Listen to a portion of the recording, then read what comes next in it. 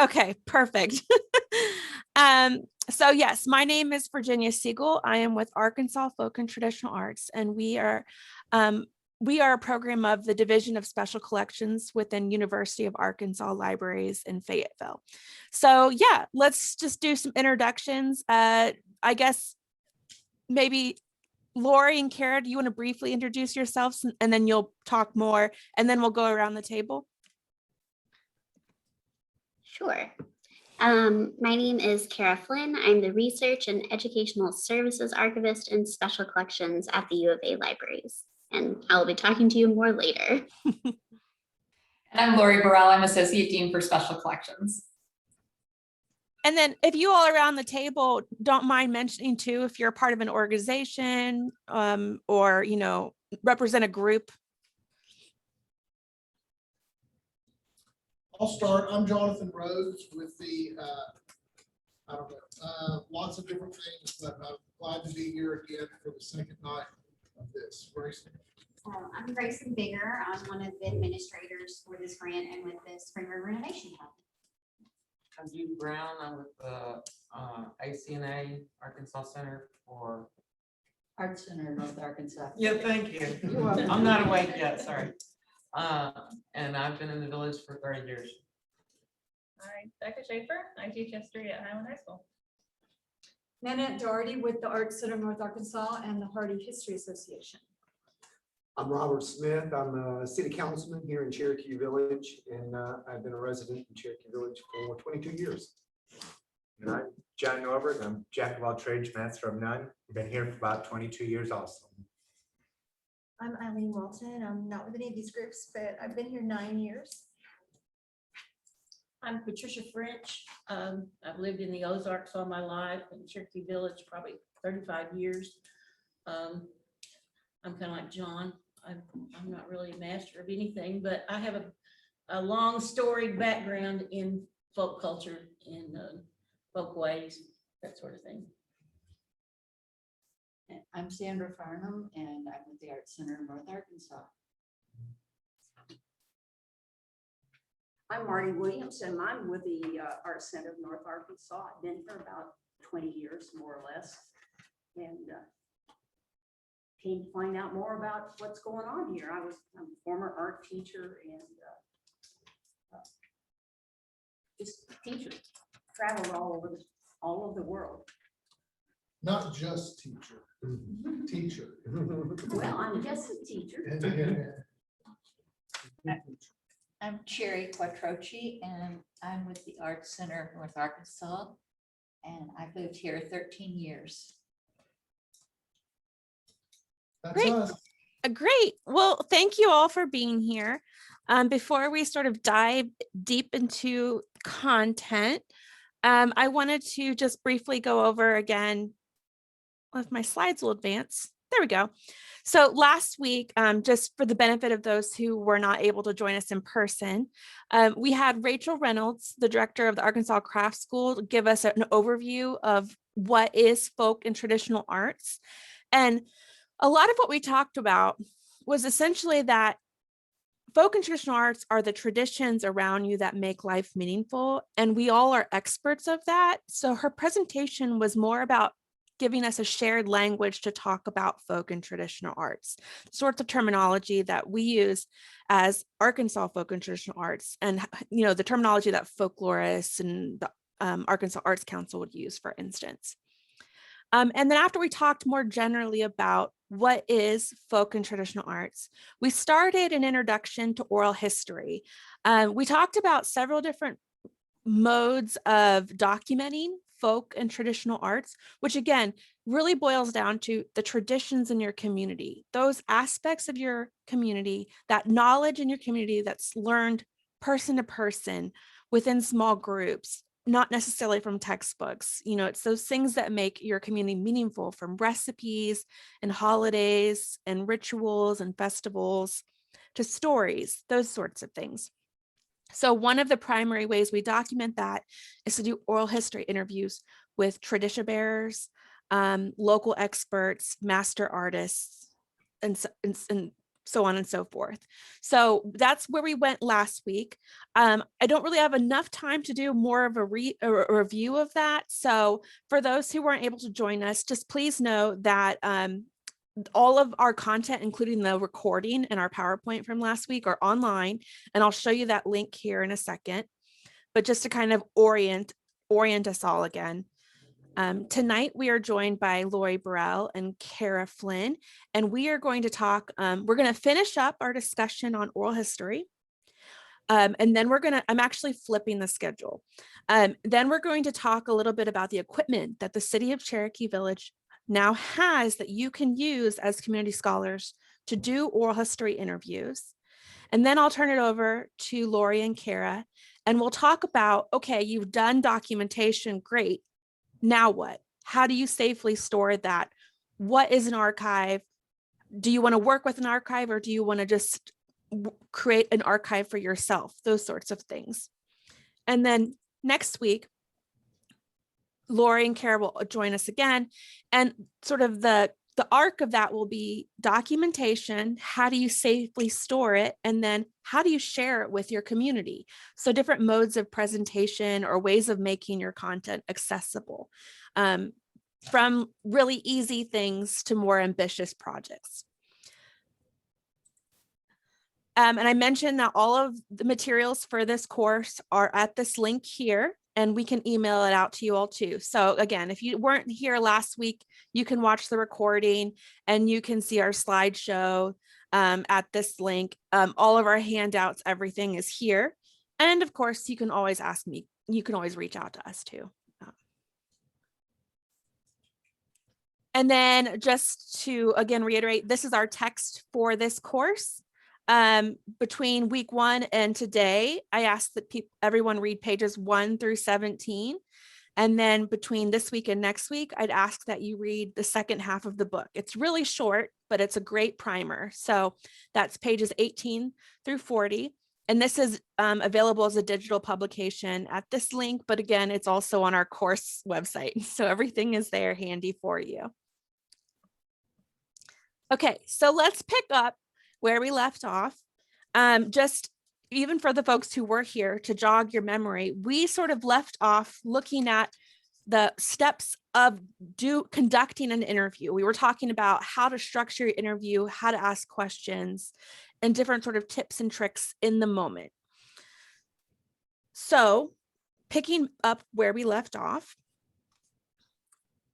I wanted to know a word of caution. So likely, if you are doing field work in the City of Cherokee Village, you are most likely, well, not most likely, but you are likely to be interviewing people that you know well, right? Neighbors, colleagues. And so I think there's a tendency to assume that that means that it's going to be easier for you all. But I actually find that interviewing people that you know well is oftentimes trickier. Why? Well, first of all, there's that assumed knowledge, right? They're going to assume that you know things already. So we're talking about an oral history interview again, right? So we're trying to create a historical record, and the audience for that recording is probably people in the distant future who are not going to have the same frame of reference that you and your acquaintances are going to have. So you often get, especially when you're interviewing family, they'll say, oh, and then that was Carol, and Carol, and then they'll just move on, right?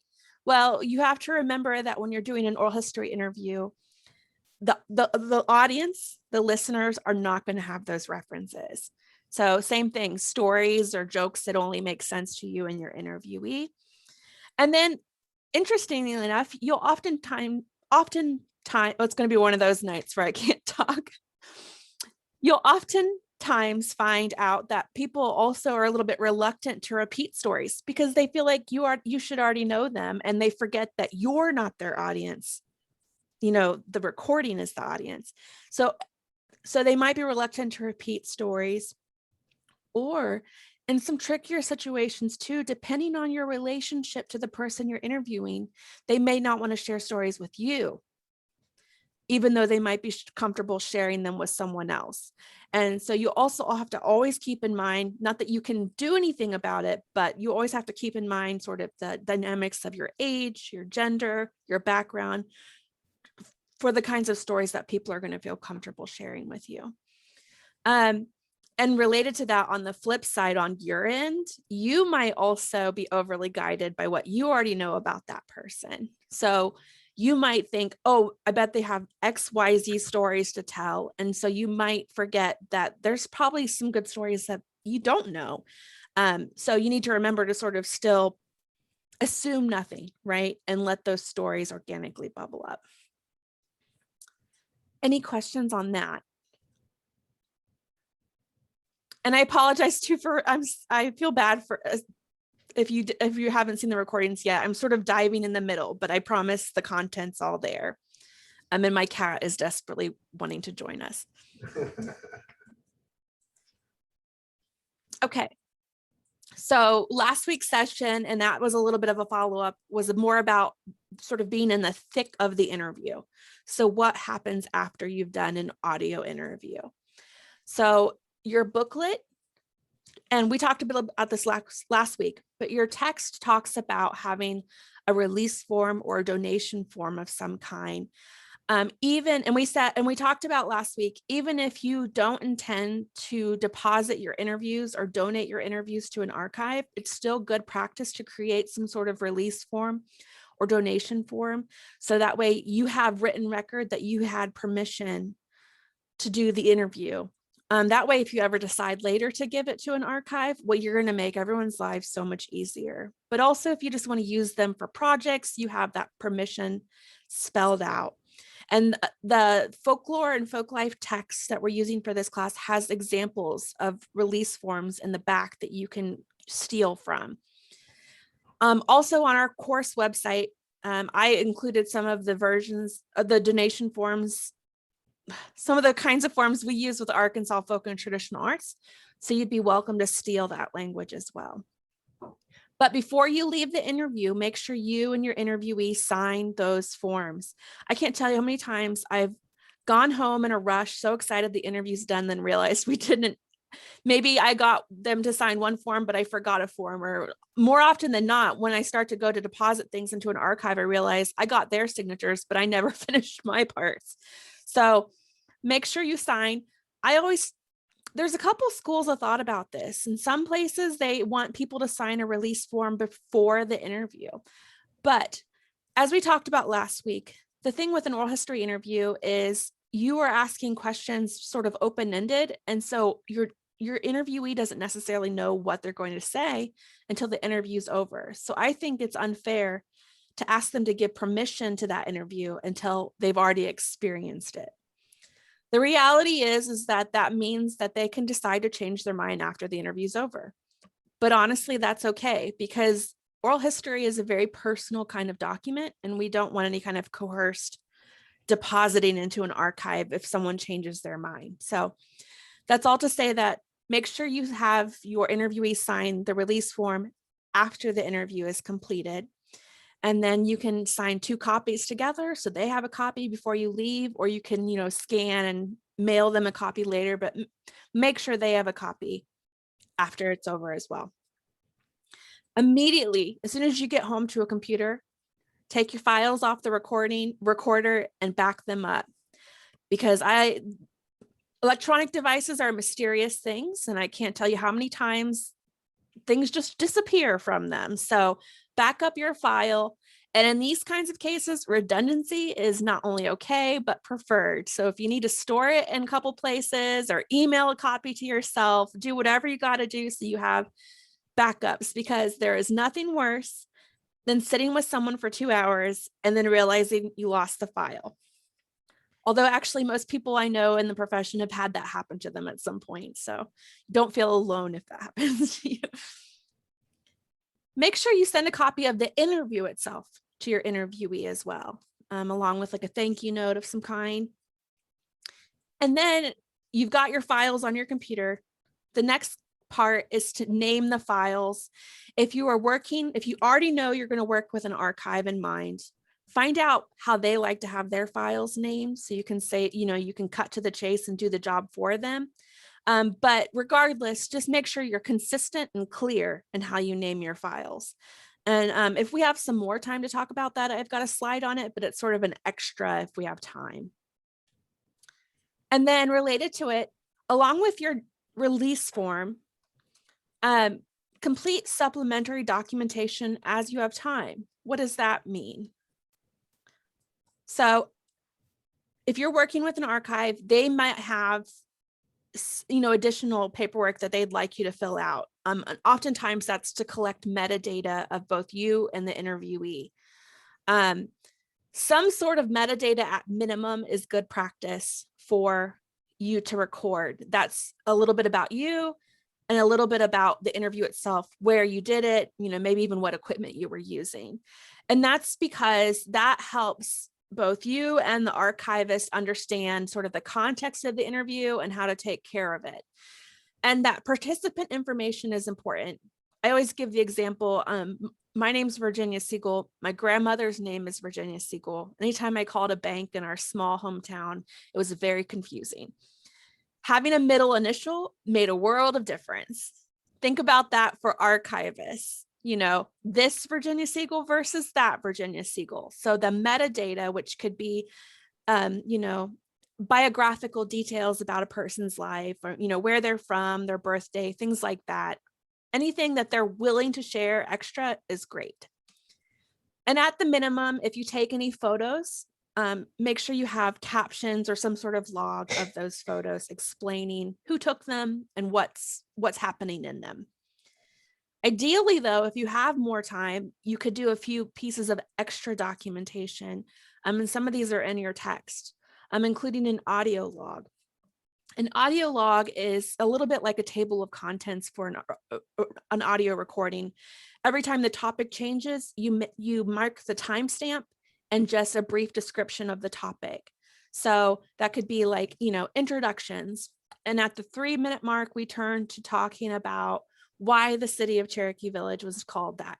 And then at 5:04, we started talking about favorite landmarks, just a general sort of table of contents. An even more detailed version is to do a literal word for word transcription. And then also something I've learned from Kara, even better best practice for photographs is to include a .text file with your caption and description. And that's like using the notepad on your computer. Why .text? That's because it's a fairly stable file type. So as technology evolves, that kind of file type is still going to exist, if that makes sense. Any questions so far? Virginia, I'm probably asking a question that was answered last week, but you just spoke of the just for your info, just so you have it, this is what our participant information form looks like. And I always tell people as much or as little as they feel comfortable including. So when we do an interview with AFTA, we have 2 forms people fill out, their donation form, or another word for the release form, and then this participant information form. I've included this on the website. So if you'd like to steal this from us, please do. A word of caution, though, I have told people, if you don't want to include things like your maiden name, that's fine, because nowadays a lot of people use the information for, security passwords and things like that. So again, as much or as little as people feel comfortable sharing. What was your question? Virginia. Okay, so we're kind of caught up from where I wanted to end last week. So for this session, this first half of this session tonight, I'd like to look at some more nuts and bolts of oral history, and specifically sort of equipment and technical considerations. Did someone have a question? Yeah, can you hear us? Can you hear us? Okay, if I don't get to you, make sure you write down your question, because we can always get to them at the end. Virginia, are you able to hear the room? Yes, we're not on mute. Wait. I had my sound down. I'm so sorry. Okay. if it wasn't for Kara saying, can you hear them? I wouldn't have known. Okay, sorry. Questions? Yes, go ahead, Rob. Yeah, you had mentioned something about getting home and being concerned about destroying like a 2-hour conversation. Mhm. I'm sure that was something that was answered last week, but are these interviews typically about 2 hours, or what would you say going into one? No, I mean sort of 2 hours of your time, meaning that when you sit down to do an interview with someone like this, typically it's not a quick affair. You know, you sit down and you chat beforehand, you chat after. I always tell people a good benchmark for an oral history is about 45 minutes at the minimum to about an hour and a half max. And we talked about this last week. Part of that's because memory work is a lot harder than people give it credit for. So even if after an hour and a half, you feel like you could go on, I mean, if you really want to, great. But I usually at about an hour and a half say, awesome. You know, I feel like we could talk for days. There's a few things I want to follow up on, but do you mind if we do a second sitting and wrap it up for today? Again, it's not required. And I literally only do that because it's a very tiresome process. And we just want to be kind to our interviewees. And about an hour and a half is kind of pushing it in terms of fatigue. So I would say 45 minutes to an hour and a half about. Okay. It's more of this, that the whole, you know, that whole leading up to it, the whole moment, that's a lot of time to lose. But I mean, I've had students where they've lost an interview and people are understanding if you really need to. A couple things, if you lose a file, one thing is to write down as much as you can as an effort to kind of salvage it. The second option is to go and meet with someone again and just understand that the interview a second time around isn't going to be the same thing. And that's okay. Just kind of let it go. Just get what you can and be okay with it. Last week we talked about how there's no such thing as a perfect interview anyway. And so we just do what we can. So it's happened to everyone. So Virginia, one of the things that we haven't really talked about is actually setting up maybe a room here where we can, or a room somewhere where we can do maybe schedule interviews. Yeah. And I know that the preferred method is audio recording, but if we could set up a room where we might be able to do audio and video, we've got two items there that we can archive. Yeah. Is that, since we're kind of a compressed amount of time and really try to concentrate and develop a list of people that we want to interview in the community and themes, have you had that scenario where people set up a room and that's kind of the yeah, on the process? absolutely. And I think a good model for that is a lot of communities when they organize a Veterans History Project experience in their hometown. There's definitely precedent for that, but let's put our heads together maybe outside of this session, if that's okay, to talk about making sure that you still have quiet spaces. And I think you might want to switch out with who's interviewing, so people get breaks, because it's both hard work for the interviewee as well as for the interviewer too. But no, I think that's definitely something that would be a great option for Cherokee Village.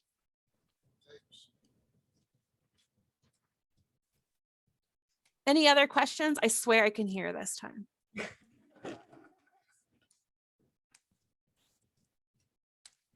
Okay, great. So we're probably not going to get to everything I want to get to in the next 30 minutes, and I don't want to take from Lori and Kara's time. So just before we even get started, a few things. One is that I am going to record sort of a demonstration video on how to use some of this equipment too on my own. Related to that, we have some buffer time next week. So there's a possibility that we can return to some of this next week. And then a third option too is if you ever want to meet again to talk about equipment specifically, we can always do that. My job is to be a resource to the state of Arkansas. You can use me as much as you need to. So we can always set up another session. So without further ado though, let's dive in. So in terms of the actual equipment of an oral history interview, you all are in a unique situation for a community scholars program because the city purchased audio recording equipment. And so since I know the exact model, we can talk about that exact recorder today.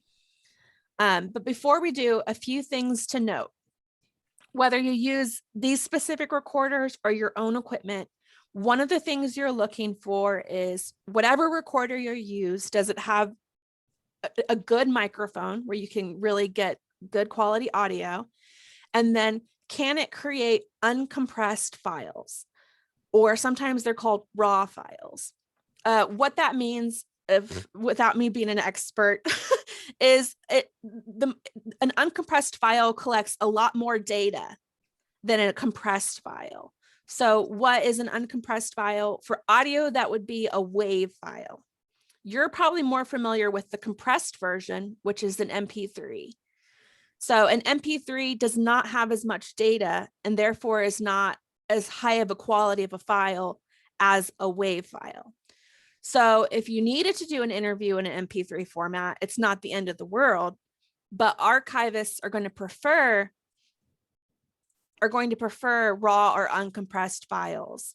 For images, that would be a TIFF versus a JPEG. A JPEG would be compressed. I don't know a separate version for film. These are typically a .mov file. And then Word documents, your preferred files are going to be Word document, like a Microsoft Word document, a PDF, or a text file. Basically, what you want is a commonly used software platform, because there's nothing worse than donating something to the archive and then they don't have the technology to even look at the thing that they're trying to save and protect. So over this past year, though, I've done quite a few presentations where we've talked about how during COVID, you can only do what's possible and what's safe, which means if you're doing an interview on your computer, you know, like we're doing now with Zoom, and you're recording it, maybe you can only do a JPEG, or maybe you can only do an MP3. It's not the end of the world. But if you can, please try to get raw or uncompressed files. And the recorders that the city has can do that. Any questions about that? Okay. So this is the recorder that the city purchased. Grayson, how many did the city purchase? We have two. Two. Okay. Are they set up on the table kind of centrally where people can see them? They're in the bags, so we can. Okay. Out. Yeah, go ahead and maybe work in two groups to start taking the recorder out and just exploring it a little bit. While you do that, some of the skills that I want to tackle today, I mean, they're really basic. It's really intuitive recorder. But today, I want you to be able to walk away feeling like you know how to turn it on and off, which seems really easy, but it's actually a little teeny bit tricky. That you have a basic idea of how to set up a recorder, you know, spatially when you're interviewing someone, what works. And then you know what the basic functions are on the buttons on the sides and top. Related to the file types we just talked about, I want you to be able to know how to identify what file it's currently set for and how to change the file types. The recording sets that you have right now are going to rely on the built-in microphones, but I also want you to understand, you know, if you decided to attach an external microphone, how to do that. How to monitor the sound levels so you ensure the best quality sound for your interview. And then finally, how to export your files. So the manual for these devices is on our course page, and it's a really easy manual to look at. So anything we say today, you'll be able to look up, no big deal, in the manual. I'm hoping today, though, we'll give you some language to know what to look for in the manual. So this is a Zoom recorder. Zoom is the brand, H1N is the model. It's a really, honestly, for being really little and fairly affordable, it's a really great recorder, kind of in the mid-range of professional recording equipment. One second. excuse me. These are your pieces and parts of the recorder. And so if you have it in front of you, the recorder is in a little case. So you have it right out of the case in your teams. Okay. So the top part is the microphones, the built-in microphones. You'll notice that they're omnidirectional, or is that the right phrase? I'm not a sound expert. I know how to, I always tell people the important thing with the recorder is to know how to use the functions you need. There's like 100 more functions beyond what you'll actually need. So I'm really good about how to use it for oral history, but I'm not a sound expert. So you have two microphones that are pointing this way. So you have this little dial right here, controls the input of the sound specifically for these microphones. So if you added an external microphone, I'm not sure that that dial would work. You have your screen. Your power button is on the right. Your volume is on the left.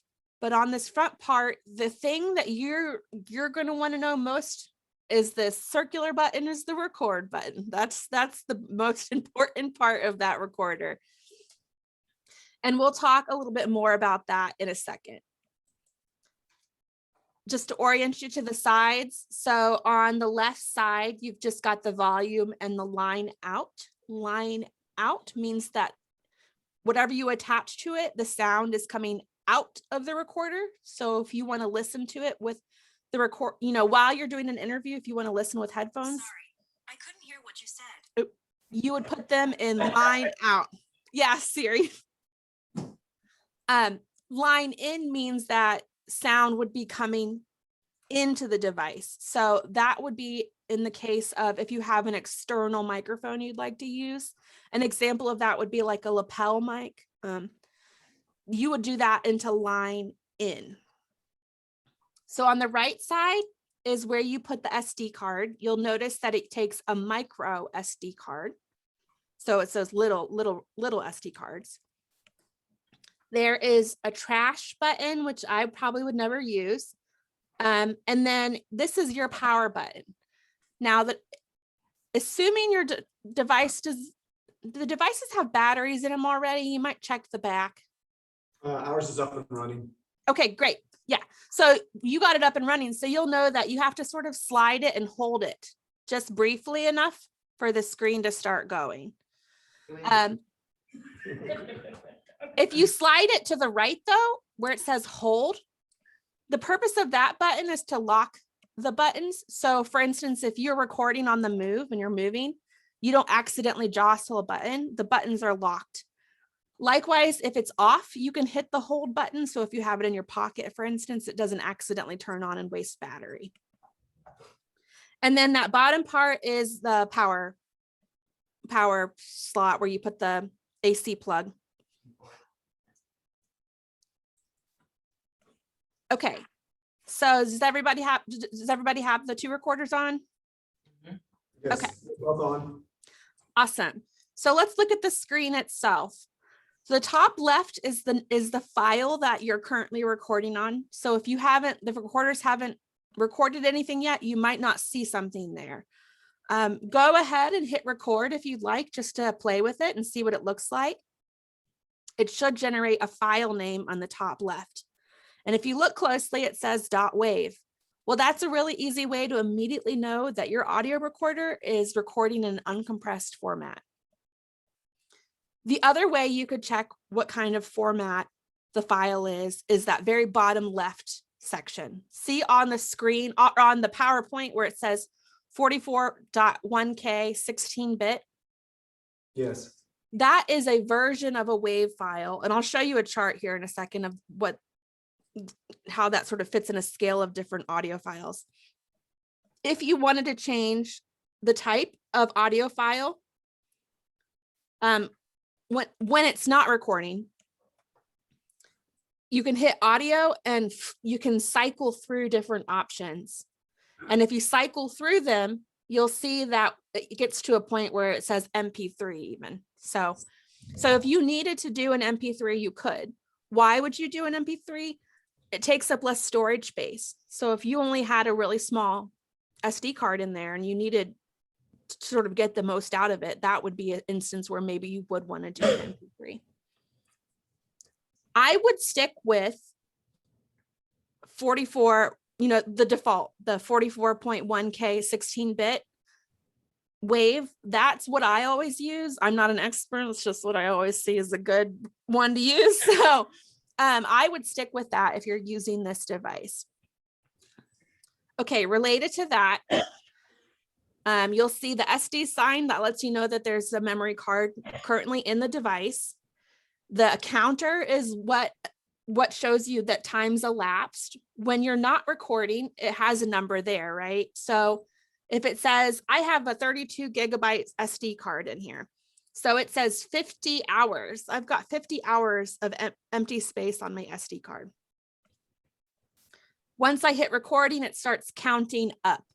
So I don't know about you all, but I get a bit paranoid once an interview starts and I'm like, oh my gosh, I hope it's recording. One way you can check to make sure that it is definitely recording is if the counter starts going up, right? If it's going up, it's recording.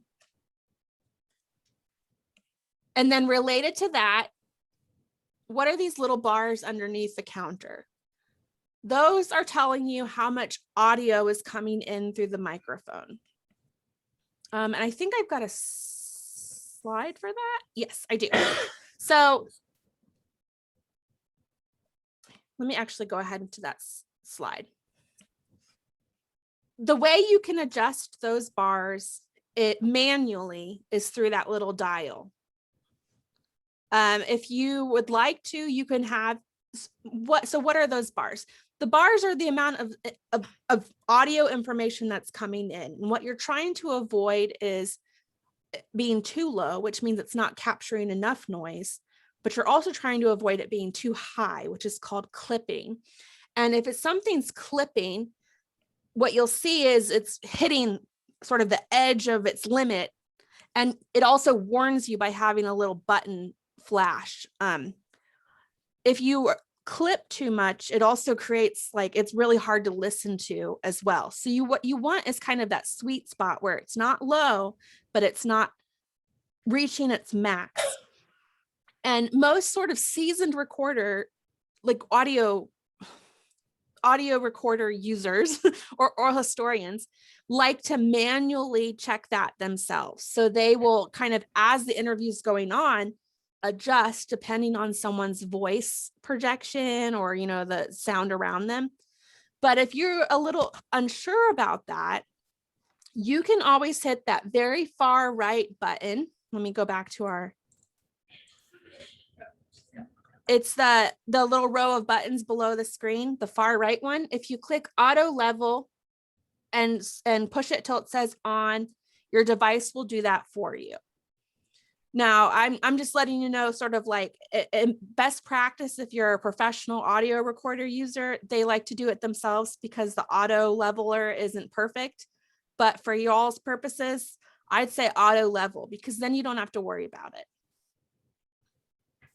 Any questions about that? I hope yeah. Really about that, but so these have a memory without having a card. There's a card in there. There's a card in there, okay. But Yeah. They don't have their own memory. I'm not sure that they do have their own memory. And even if they did, it wouldn't be very much at all. So definitely an SD card, again, it's a really little one. That's super tiny. Yeah. And that's a good thing to point out is if you ever need to, the SD card's right there on the side. And it's about the size of my fingernail. It's really small. And when you buy them, they come inserted into a regular SD card. So that way that's like an adapter. So if you need to plug it into your computer, that way the little one can still fit into the normal SD slot on your computer. These black covers are actually a noise reducer, right? Which one? Oh, the little foam? Yeah. Yes. So you were perfectly leading me to the next part. So you'll notice my accessories kit has this it's called a Movo. It's the brand name, but what it is the shock mount.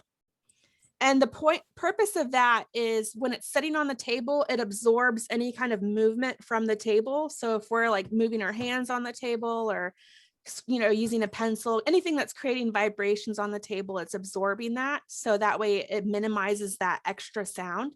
And you're right. This it looks like a clown nose is called a windscreen. And that fits over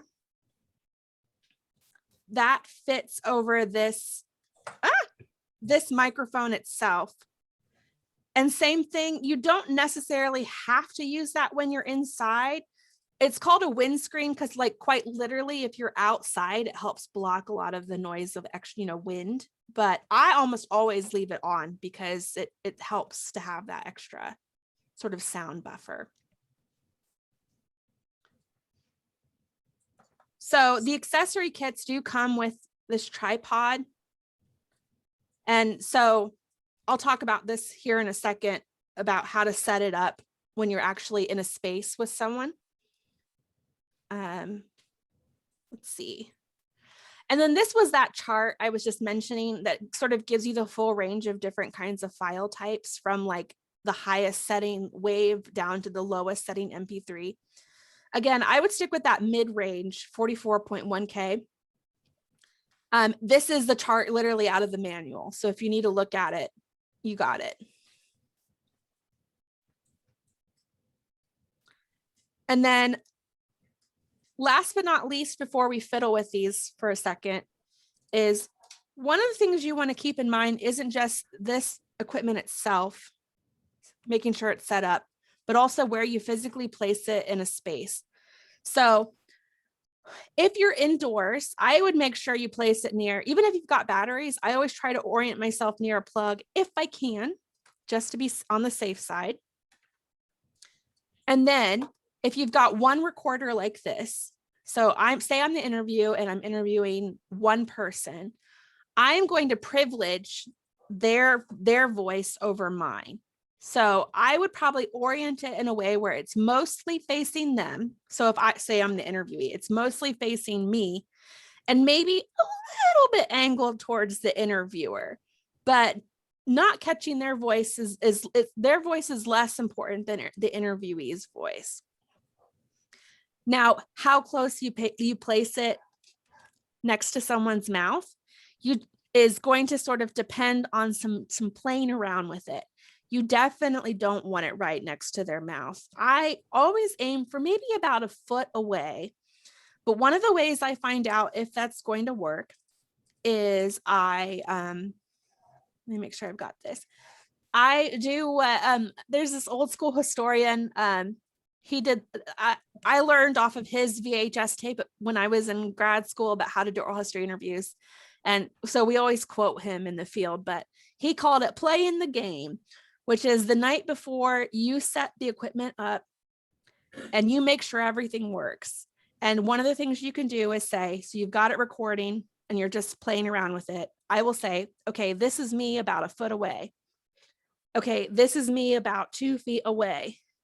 This is me a little bit to the left about a foot away, et cetera, et cetera. And the point is that when you go then pop that audio file into your computer, when you're hearing how it sounds, you're actually hearing like physically in the space where you were and how it sounds. So you can decide kind of based on that, how you want to place it the next day. Does that make sense? It does. Okay. So the key though is that you don't want it so close that you have to have the input all the way down because they're just clipping constantly, but you also don't want it so far away that you have to, jack it up. So whichever direction, however far away you put it from the interviewee, the levels are gonna, if you have it auto level, they're gonna handle it for you. But if you're doing it yourself, you're going to have to adjust for that. You also want it ideally to be somewhere where you as the interviewer can monitor it. So I don't want to scare you with all these bad case scenarios, but I've had instances where you started off fine and it's recording, but then maybe a battery dies or something and you didn't notice. And so people continue talking and then it stopped recording and you couldn't tell. So one of the things I do that is I always keep it somewhere where I can keep an eye on it to make sure that it's still recording. And another thing I do is I always have headphones with me. And I always let people know, it's going to be kind of awkward because you're trying to be as quiet as you can. So I always say, hey, just FYI, before we get started. Periodically, I might check the sound on the headphones, but I promise I'm still listening. So, it's periodically just check that sound with your headphones so you know for sure that it's picking up the audio as well. So those are just a few ways as you go to check that it's still recording. So again, as comfortable and as sort of towards the interviewee as you can get it, but in a way that you can still also monitor it as the interviewer yourself. Trying to think. A few things to keep in mind. Sometimes your environment is sort of out of your control, but besides the obvious of trying to find a space where it's just you and the interviewee, I'd also keep an eye out for things like super loud air conditioners or refrigerators that make a lot of noise, or even some more basic things like the tables or chairs being really noisy. And I mentioned this last week, but sometimes too, you have interviewers who just like to use their hands and slam the table a lot. Or I interviewed someone once who was just clicking their pen the whole time out of nervousness. And so the recording is just click, click, click, click, click, click, click. When you're dealing with a human component, there's only so much you can control, but as much as you can sort of make the sound as best, as you create an environment that is sound safe as you can, the better. Let's see. Alternatively, this is the setup for stationary. The purpose of this setup is to set it, and I don't want to say forget it because you'll check it, but to not mess with it. You set it once and you don't move it the entire interview. Now, if you're interviewing someone who wants to show you something, like maybe in this slide, and I just realized, let me see. Let me end this for now so you can see this up close. So this would be like setting it to sort of quote unquote forget it, but not forget it. And then the kit actually comes with a device like this. If you're interviewing someone who's showing you something, so you're going to be moving, that's always an option. And what you can do is instead of this tripod, you connect this little handle so you can follow someone around. And so in that slide, let me go back. Let me go back to this slideshow. This is not the most graceful way to do it. I apologize. But you can see, for instance, in this field worker is interviewing someone while they're baking. So you don't want to have a recorder just sitting on the table.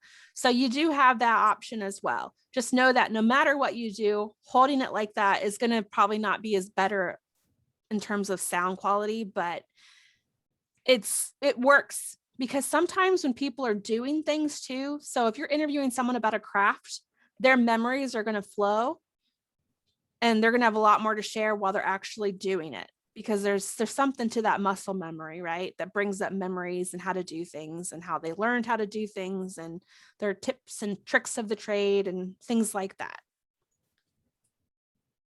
All right. Any questions about that's a really quick look at this recorder. Any questions about that? Are there anything where you're like, I'm not sure I would know how to use XYZ function on the recorder? We seem to be having a problem with our vibration thing. It's not mounting to anything. Oh. There's a hand, is it this here? No, he's talking about the start. You know what? We can't get it to mount to the pedestal. Yeah. Grayson, that might be my bad. Sometimes you can, if the threading doesn't fit per se. Where did I do with that? I've misplaced my own, but you can get little threads that sort of are adapters that make different size threads fit each other.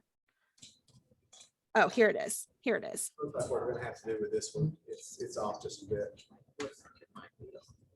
Oh, is it that? Is it the base of the recorder itself? Let's see the regular sizes. It looks like we're missing. Yeah, yours doesn't look.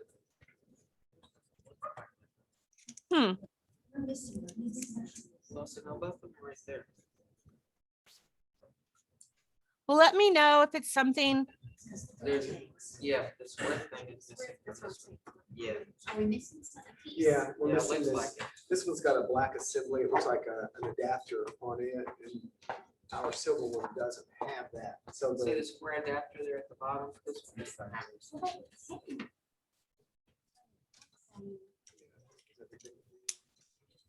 Well, I can't get my little adapter out, but if it's a matter of the threading not fitting, there's little thread adapters you can get that sort of fill that space. that looks like Yeah, what we'll that's probably have to do with this one. Yeah. Okay. I can, Grayson, I could send you that. They're like they're like literally a couple cents. But they're just little thread adapters that make them fit. So I will send that. No big deal. It doesn't work. Okay. You're good. You're good. And if we need to get some more of these recording devices, we can. Okay. Okay. But I'm glad you pointed that out, because it's going to be a real nightmare if you don't have it fit snug and safe on the tripod. But yeah, there are little adapters you can get. Yeah, adapter on the bottom of this one. Is that the only recording device that you can use? And you use other recording devices? Oh, you absolutely can use other recording devices. These are just the one I'm showing you is the one that the city purchased specifically for the Our Town grant and for you all to use.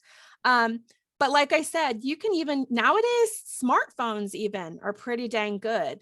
So some of the things you want to keep in mind is, does the microphone pick up sound in a way that, really does the interview justice?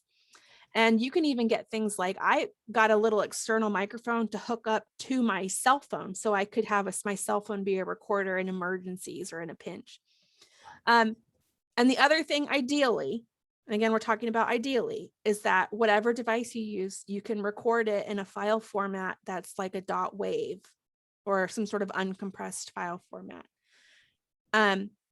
If you're in a pinch though, and you record it on your phone as an MP3, I mean, it's not like it's useless. That's still really great file to have. We're just talking sort of best case scenario, highest quality that we can get. So feel free to still record what you can using what you have.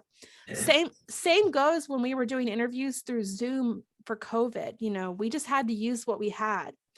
The only word of caution is if you use some sort of software, where it gets hairy is if it's something where you have to then have that exact software to be able to listen to it again, right? Because then when you hand the file off to someone else, if they don't have that software and they can't access it, well, then it's pointless. So you just want to make sure you're able to export it in some sort of recognizable file format.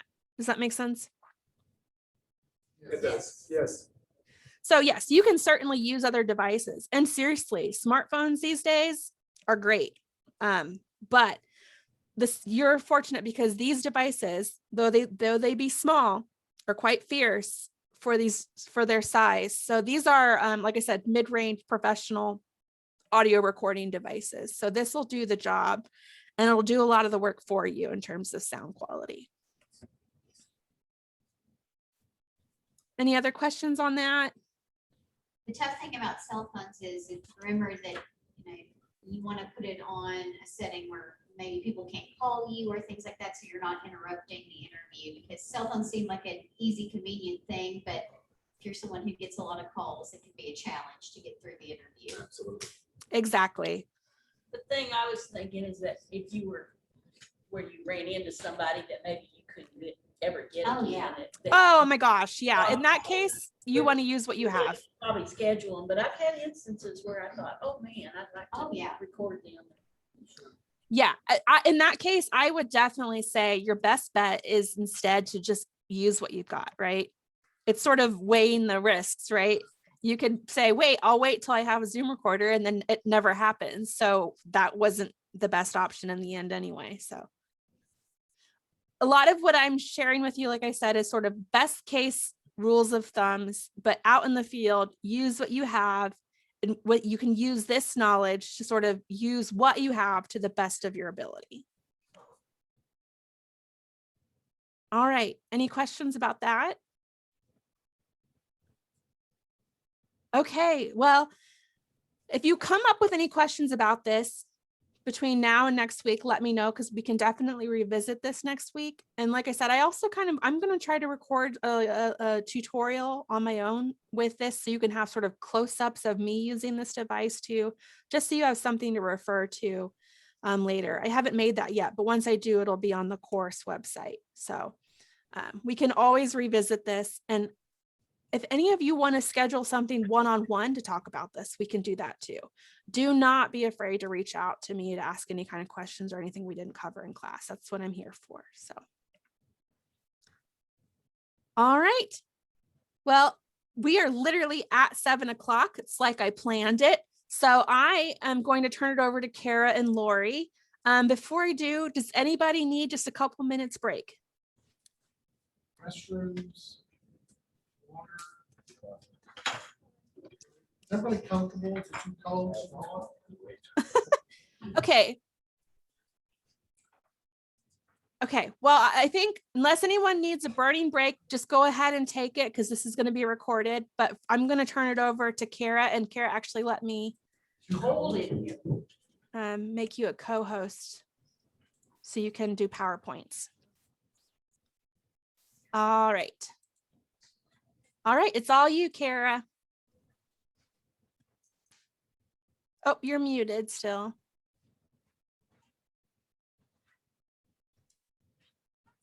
I can't hear you. Is her volume up? Yeah, well, I can't say anything.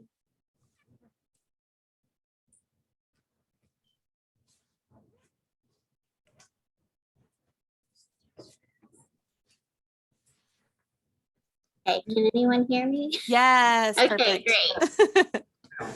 I had to test my microphone because apparently it worked before when I was unmuted, and then I muted and I was muted forever. All right. So Lori, if you want to go ahead and give a little intro while I pull up the slides, that way we can make the most of our time together.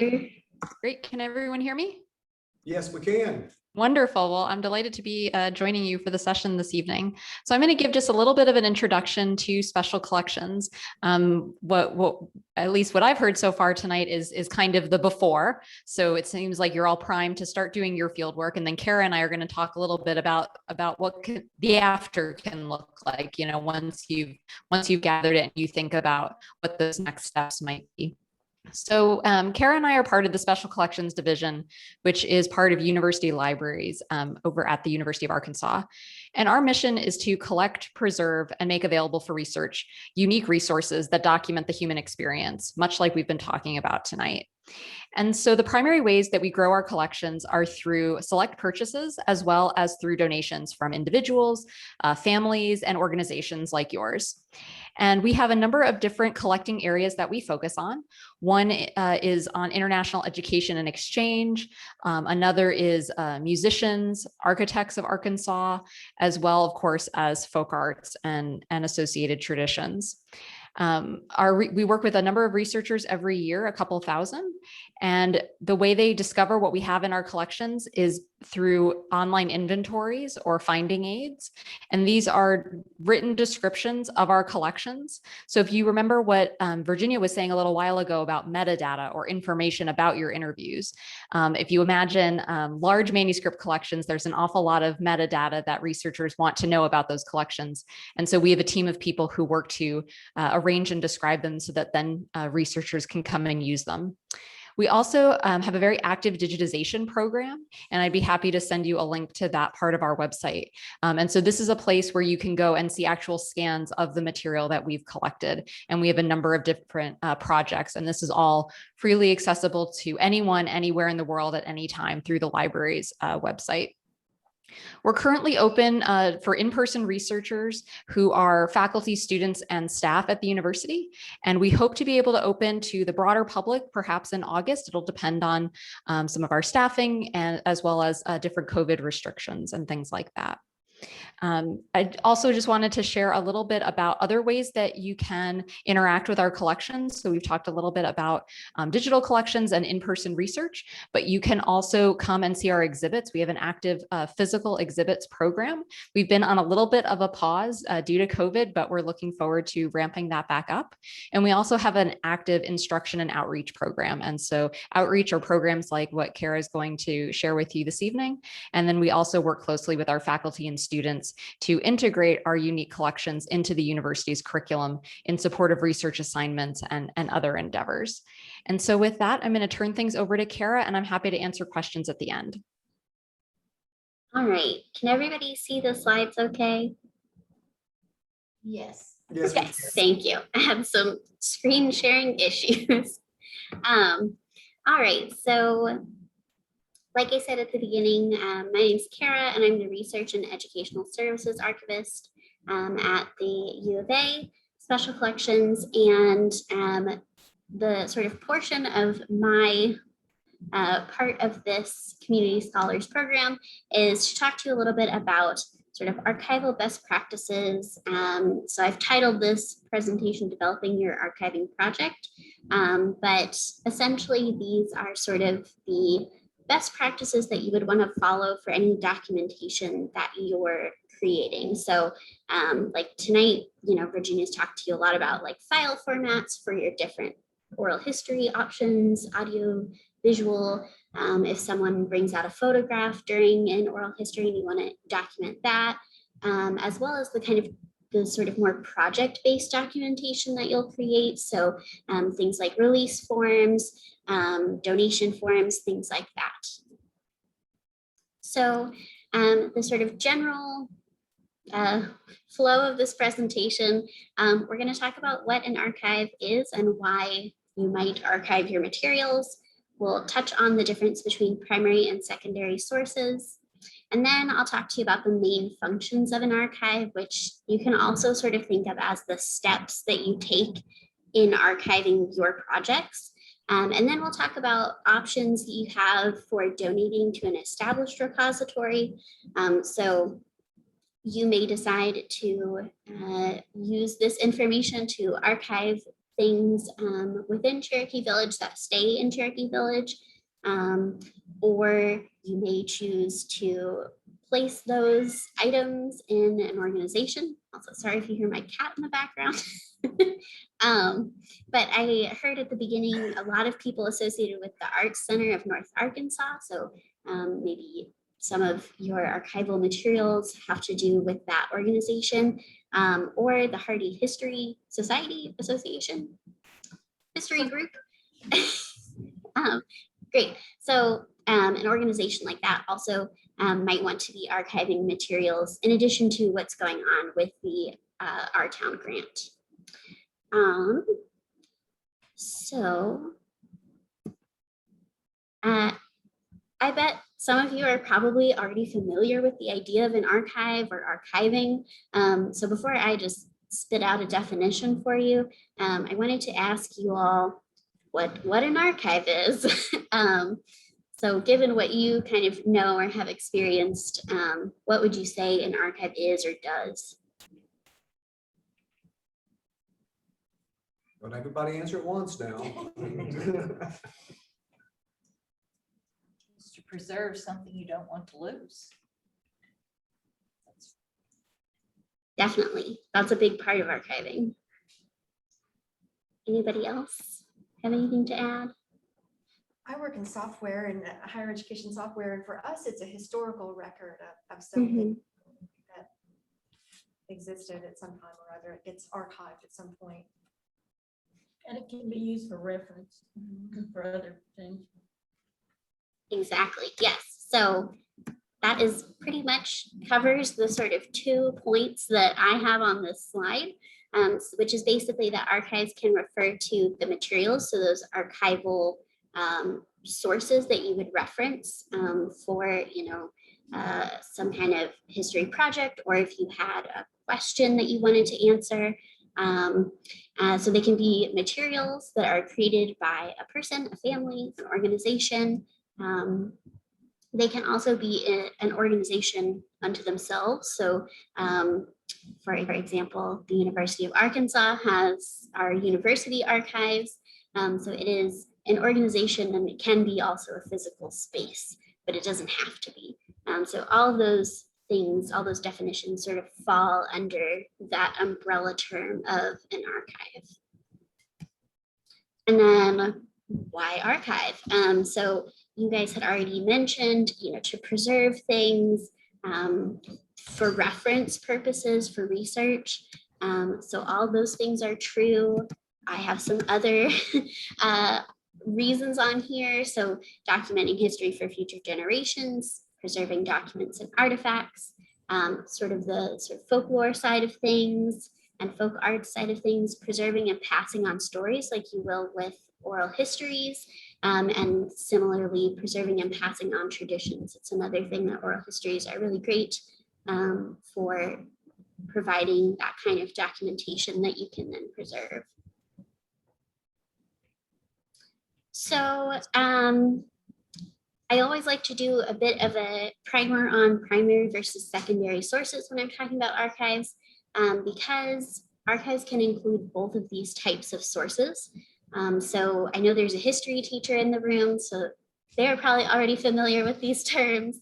But in case anybody's not, a primary source, essentially, it's a firsthand account is an easy way to think about it. It's any kind of source that was created by someone who's lived through a period, a time period, or event. So it can come in all different forms. On this slide, I've got lots of different kind of formats of a primary source, but they all fall under this umbrella because they were all created by someone who lived through this time period that's being documented. So by contrast, secondary sources are sources created, you can think of them, I guess, as secondhand accounts, but basically things that were created by someone who didn't live through that time period or event that they're writing about. So here we have a selection of nonfiction history books. So these people are historians. They're looking back on history. They might be talking about or writing about primary sources, putting primary sources into context with each other, but they didn't live through these events that they're documenting, writing about themselves. Okay, before we move on, any questions about primary or secondary or kind of purposes of an archive? Okay. So the rest of the presentation, we're really going to focus on these main functions or steps of archiving. So the first step is appraisal, which is basically thinking about what you have. So appraising what you have to document, what you have to put in your archive. Acquisition, you can think of that as sort of, you've looked at what you have, and then acquisition is the formal step of acquiring your materials into your archive. Essentially, of the things that you have, what are you going to keep? And then once you've acquired your materials, you're going to want to arrange and describe them. So thinking about how you'll organize the materials and describe them in such a way that someone who is looking at them who doesn't necessarily have the context that you had when you collected the materials, will still be able to kind of understand them, reference them for research purposes, that kind of thing. Obviously, preservation and storage is a big concern as well. So you want to make sure that you're preserving these materials long term. And so we'll talk a little bit about storing and preserving items. And then finally, sort of the last step or function of an archive is access. So who do you want to make the material available to, and how do you want to do that? So next week, we'll talk about some additional forms of access, which is sort of like the promotion side of things. But for tonight, we'll just focus on how do you get the stuff in front of people? Can they come see it physically? Is it available online? What are some ways to make that happen? All right, so talking about the first step, appraisal, thinking about what you have. So this can kind of take a variety of forms. You can think about it in a variety of ways. So you want to think about the types of materials you have. You want to think about the formats. So do you have, you might have, for example, with oral histories, you're going to have digital files, but you might also have some physical items. Maybe someone is like, hey, also take this stack of pictures that I referenced in my interview, or ephemera, which is kind of those ephemeral things that weren't meant to last, things like bumper stickers or buttons or kind of promotional items maybe. And then you might also have some digital physical media, so like older cassette tapes, vinyl records, things like that.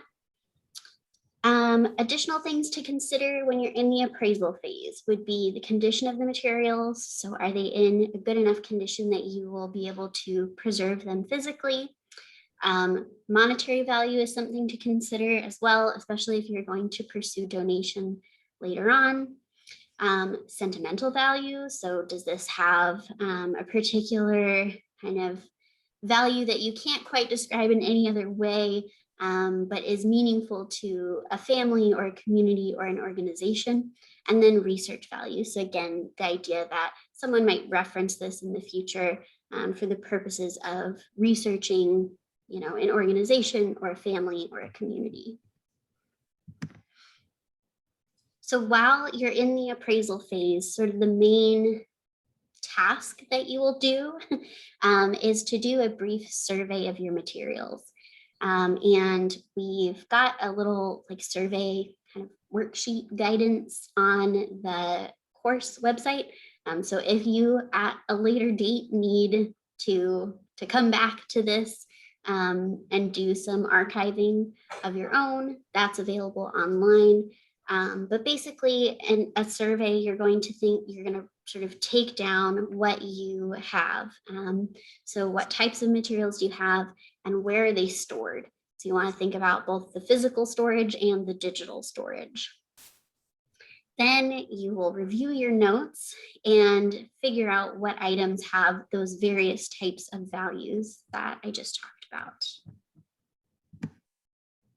So I have a few example slides throughout to get us thinking about these things with, you know, some visual examples. So in this slide, I have a family photo, I have a blank check, and I have a little pamphlet that is documenting a sesquicentennial celebration.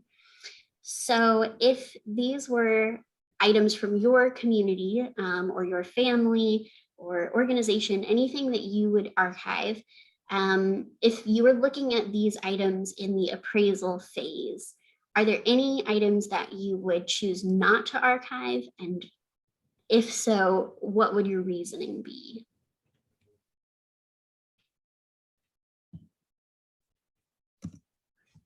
Does the family have any reference to it as far as the photograph? I'm going to say yes. Maybe you have on the back, someone has written at the time, you know, the different members of the family. But this isn't, maybe this is something you stumbled upon. It's not the kind of thing that you were like given in an oral history. Okay. I mean, if I had to pick between the three of those, unless I had some kind of background history on the photograph, that would be something I would choose not to archive. Okay, interesting. I would choose not to archive the First National Bank because it's not written on, it would be more valuable, to have more information on it. Yeah, that would sort of be the one that I would gravitate towards too, as sort of something I might not choose to keep, or maybe, you know, you just keep one as a representative sample, but if you had a whole, you know, book of checks, maybe you don't keep the whole booklet of checks, maybe just keep one. Is there anything that, like, of these three, what would be the most important to archive in your opinion? And we can't really see What is the the third flyer. one? The way you're lined up against the side of the screen. Or you had it lined up where you guys were lined up across the top and we could see everything, but it's hard to see what that would be. Oh, I don't know that I can zoom in or anything. Grayson, if you go to the top and hit view options, if you exit out of full screen, that should push people to our faces. Oh, it's a sesquicentennial Yeah, that's what they celebration. said. Oh, yeah, okay. They said that we couldn't see I it. think it would be probably the Oh, I most would valuable. definitely Yeah, want I to do keep that too. ticket stuff. Because it has historical reference. Even Yeah. dates. So we're Yeah, so I'm going- hearing lots of rumblings about the sesquicentennial pamphlet. That definitely has the most kind of contextual information of these three items. So it would definitely be something worth archiving, in my personal archivist opinion. Okay. I think that's what we arrived at. Yeah. Okay. So this is just a little, you know, throughout we have some little thought exercises. There's not really a right or wrong answer.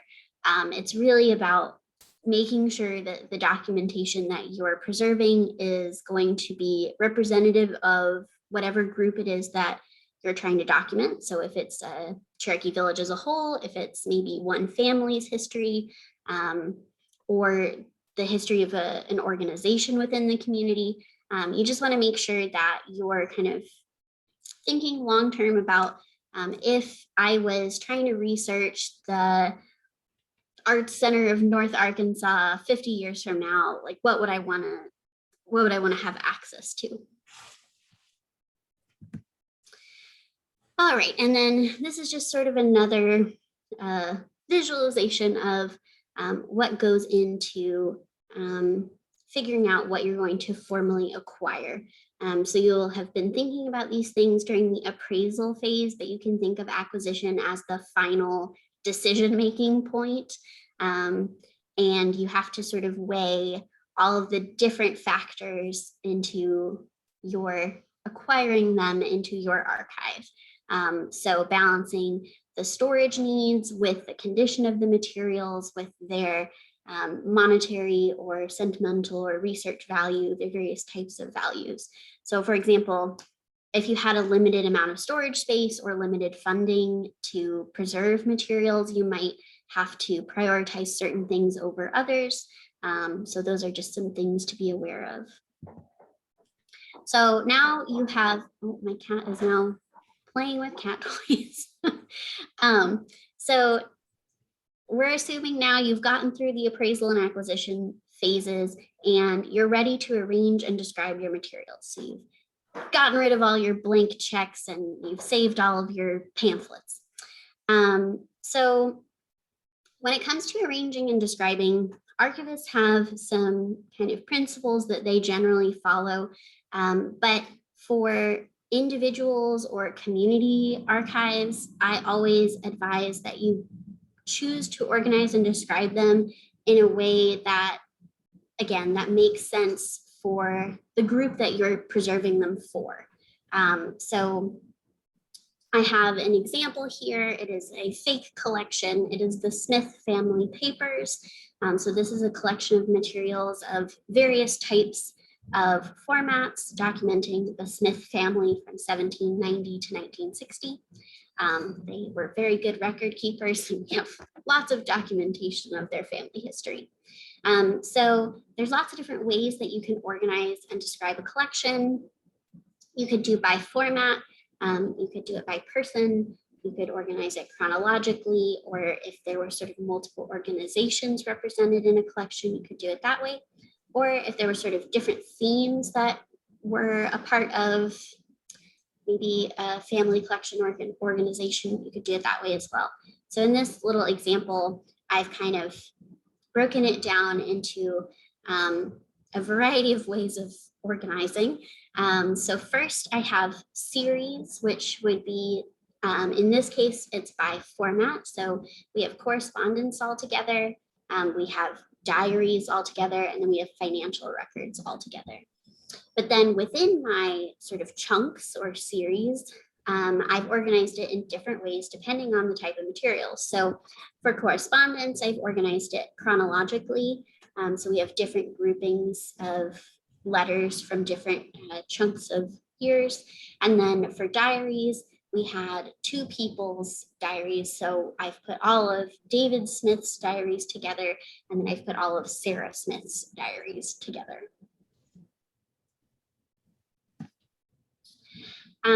For arranging physical materials, and this can apply to both digital file naming conventions and also labeling physical materials that you're saving. You'll want to, especially if you're using you're organizing physical materials, you'll want to have things in folders in boxes, and then you want to keep track of where those boxes and folders are. So you can really format your labels any way you want, as long as they're standardized. That's kind of the most important thing. And this goes for file naming for born digital files as well. If you can stick to a standardized structure, it will help you access your materials so much more easily than if you labeled one group of things one way and then labeled another group of things a totally different way. So I just have some examples here of what a file folder might look like, what a box label might look like, and then you'll want to keep track of your materials and where they're stored in some way. This could be like a Word document. In my example, it's an Excel spreadsheet. This could be like a Google Doc. It doesn't really matter what you choose to use. I would pick something that works for you. So you'll just want to make sure that you have noted the location of the materials, and then kind of a brief description of what's in them. So here we have, in this case, everything's in an office closet on different shelves. And so you'll have your different boxes and the label that's on that box in your spreadsheet. So for digital files, it is similar. Again, you'll want to give them standardized file names. Virginia talked earlier about making sure that your file names are at least somewhat descriptive.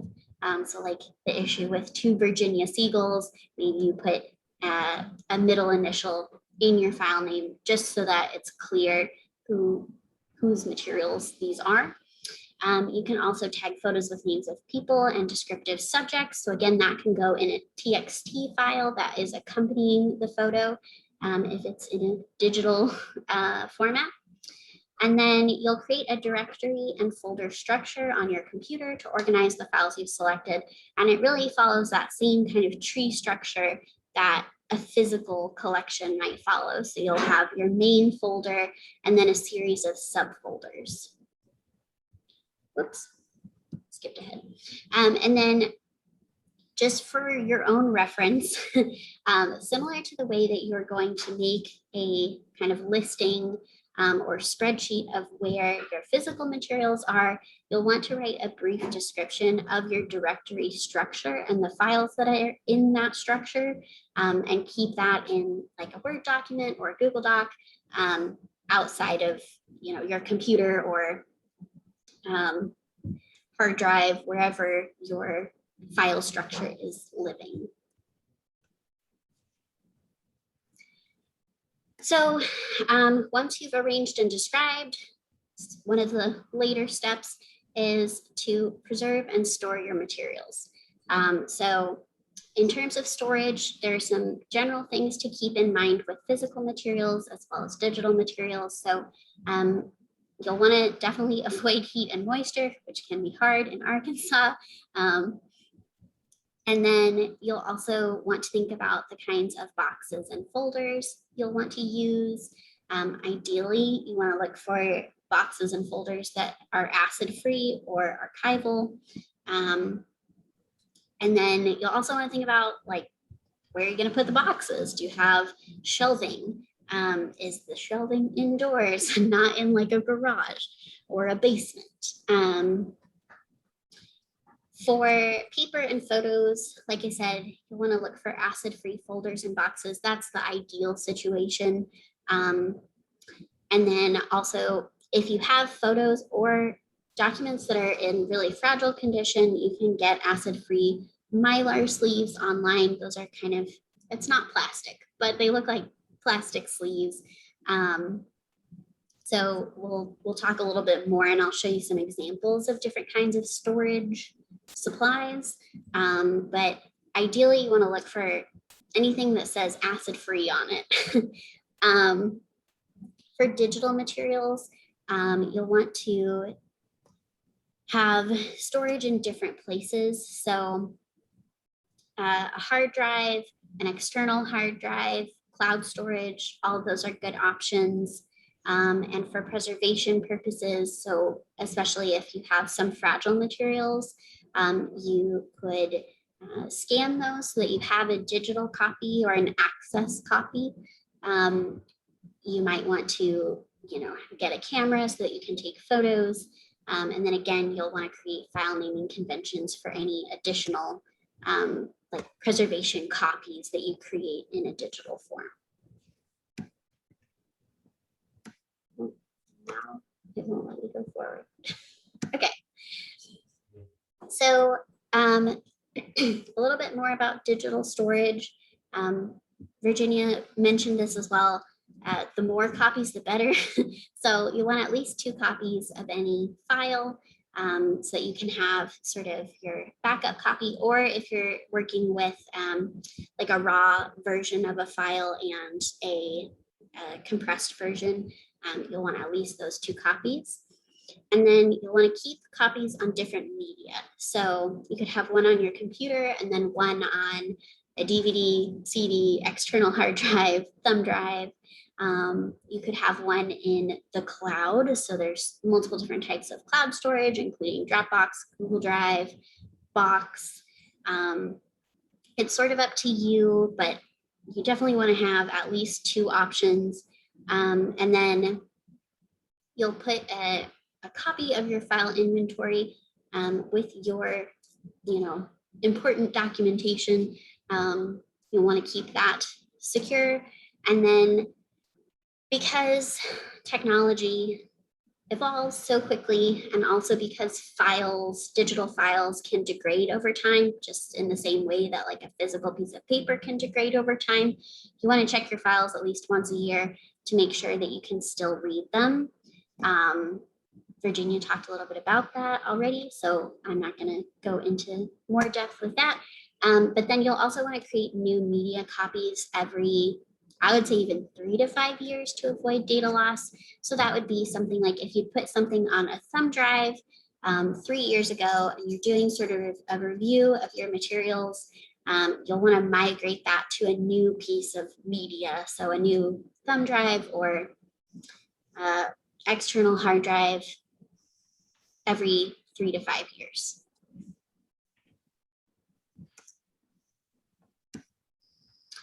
Okay, so we're gonna do a couple more kind of scenarios to get you thinking about sort of best case scenario, worst case scenario.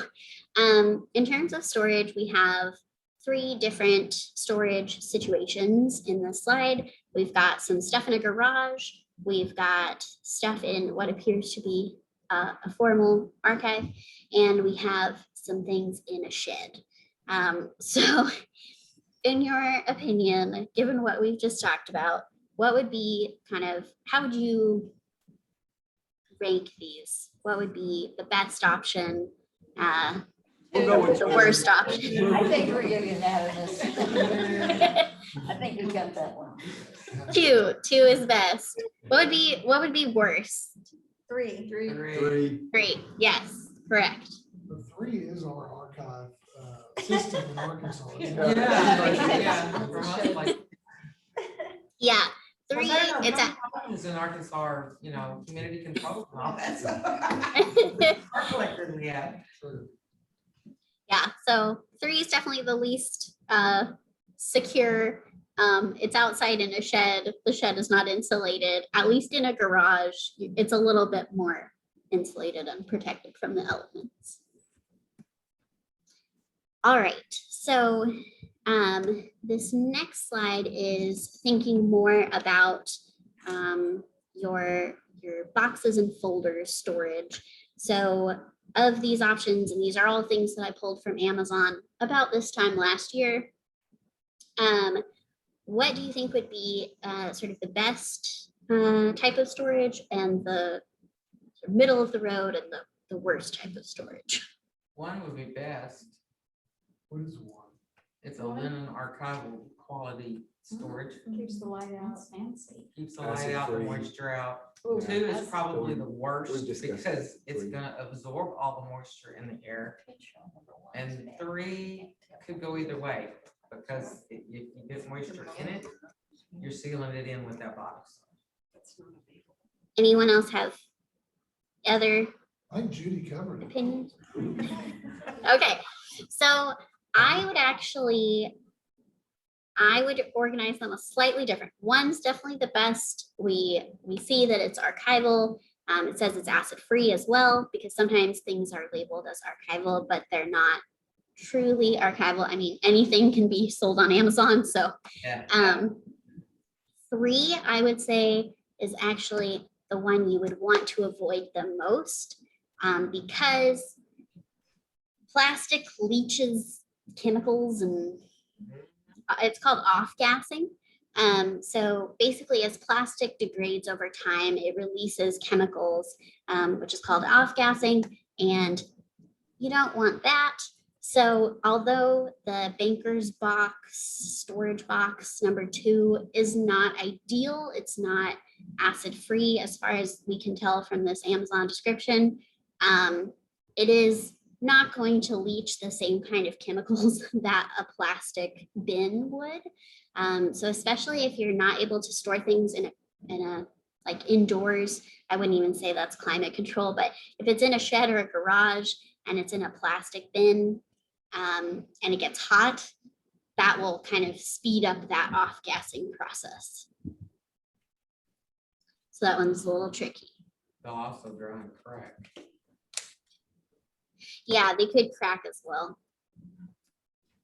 All right, and last kind of storage scenario is the actual folders that you're putting physical materials in.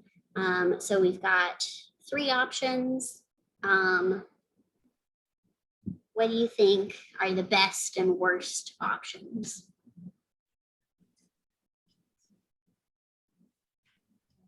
Well, I'm gonna go with number 2 as the best, as the sheet protector, thinking that this is going to be in a acid-free storage container. And then number 1 second and 3 third. All right, anyone else? Obviously, I'm not right, so jump in here, somebody. Unlike the lady on the other side, I can't hardly see it. I can't tell what Oh, to. sorry. I think we Okay. should order there in there 1, 2, and 3. All right, so this one's a little bit of a tricky one. which is why I picked these. So number one, especially for those of you who can't see, we've got number one is these bright orange colored folders that the description says they're acid-free colored file folder. Two is a clear sheet protector. It says it's acid-free and archival safe. And the option three is sort of a plain manila folder, and it says Gaylord archival quality, letter size, file folders. So even though number one says it's acid-free, it is also dyed a bright color.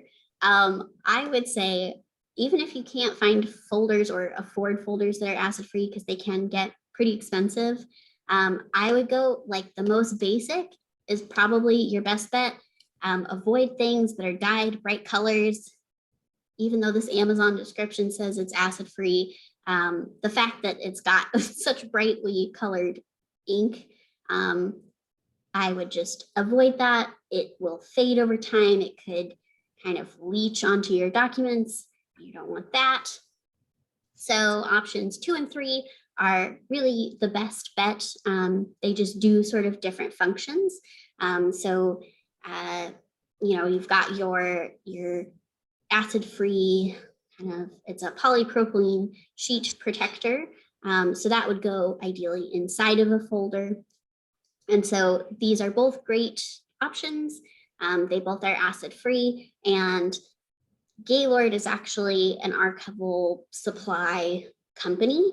So another pro tip would be, if you are ever in doubt, you can always Google the company name that's associated with it and see if it is kind of like an archival company specifically, or if it's just a more general office company. It doesn't mean you shouldn't buy the folders, but you should buy whatever, is in your budget that seems solid and sound and acid-free if possible. But that's one way to do a little detectiving and see if your initial gut reaction to this Amazon listing checks out. All right, and so the last kind of function of archives is access. So who are you going to make the material available to, and how are you going to do it? So some general considerations with access are privacy, especially if you're documenting, well, in your case, you're documenting people who are still living. And so some privacy concerns that people might have, especially if they're, going to be giving materials to an archive, is maybe they don't want their kids to hear about something, or they don't want their boss to hear about something they've said. And so one kind of option is that you can restrict certain materials for a set period of time. You can also restrict materials sort of until the individual passes away. So those are two kind of standard options that archives will use. Ideally, we want to be able to make materials accessible. So we don't just preserve things to preserve them. We want to make sure that people have access to them when possible.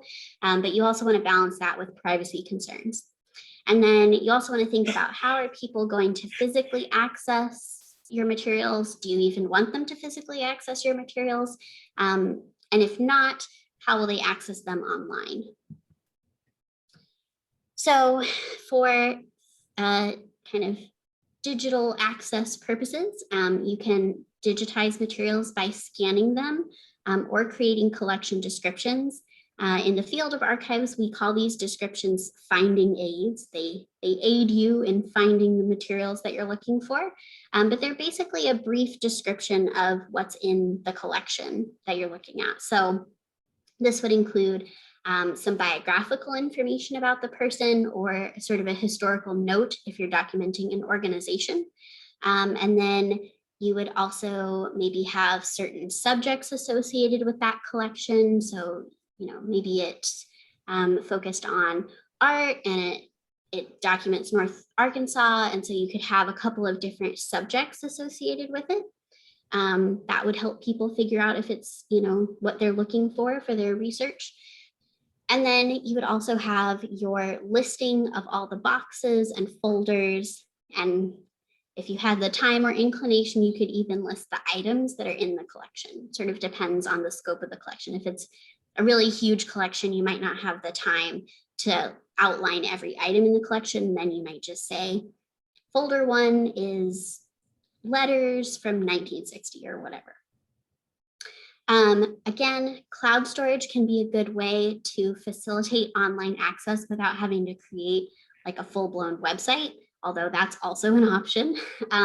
So you could make something like a Google Drive folder accessible to anyone with a link, and then you can post that link somewhere or send it out in a newsletter or however you want to share that out. And those people with the link could access the materials in a Google Drive or Box.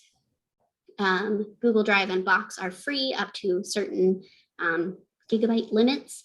You can also pursue paid versions as well as OneDrive and Dropbox, which are both paid cloud storage services. And then again, we talked about physical digital storage earlier, which would be like a hard drive or an external hard drive. So we're going to finish up today with talking a little bit about thinking about access and donating to a formal archival repository. So it can be difficult to facilitate access outside of a formal archive. So this could be like a historical society that has a physical space that can facilitate physical access to the materials you're collecting, or it could be like the University of Arkansas Special Collections, something that's affiliated or a part of a larger academic institution. A lot of archives are situated within a university or college setting. So some things to think about in terms of why you might donate to a formal repository is that it does provide access to materials for future research, and you don't have to figure it out yourself. Repositories also have staff, supplies, and resources to preserve materials. And additionally, if you have concerns over what happens to materials when you can no longer take care of them, donating them to a formal repository of some kind can help you figure out sort of the long-term plan for those materials. So if you're looking to donate to a repository, there are sort of some things to look for. So obviously you want to make sure that they accept the types of materials that you want to donate. Ideally, you want to make sure it's climate controlled in some way. If you have born digital files, for example, oral history recordings, you want to make sure that they can accept and care for or preserve born digital files. You want to make sure that they employ trained personnel. If you are concerned about access, you want to make sure that this entity is open to the public in some way. In a smaller outfit, that might be, you know, you can make appointments, but maybe they're not open Monday through Friday, 8 to 5. As long as they're open somehow and can facilitate that access for you, that's something you want to look at. Do they provide a searchable index or database, some kind of online way to search for your materials? And you also want to think about what makes sense for your project, your archive of materials, your collections. So especially thinking about location and subject. So for example, a local historical society, if you really want to make sure that the materials stay in your immediate area, your local community, some kind of local historical society, even if it's of a sort of neighboring town that may document more of a region, that would make sense. If you wanted, maybe you had really delicate materials that a smaller outfit couldn't take care of appropriately, maybe you go to a larger institution, like an institution that's based at a history museum or at a university or college in the area.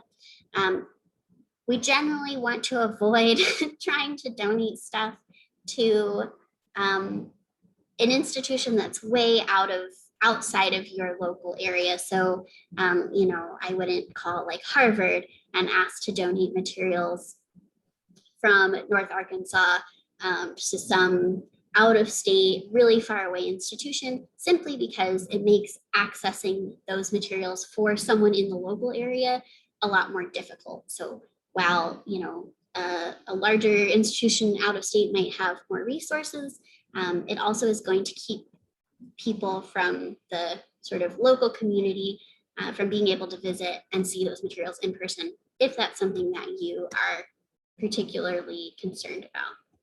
And again, you always want to contact their repository first to make sure it's a good fit, to make sure that they're interested, that they actively collect the kind of materials, the subjects that you're covering.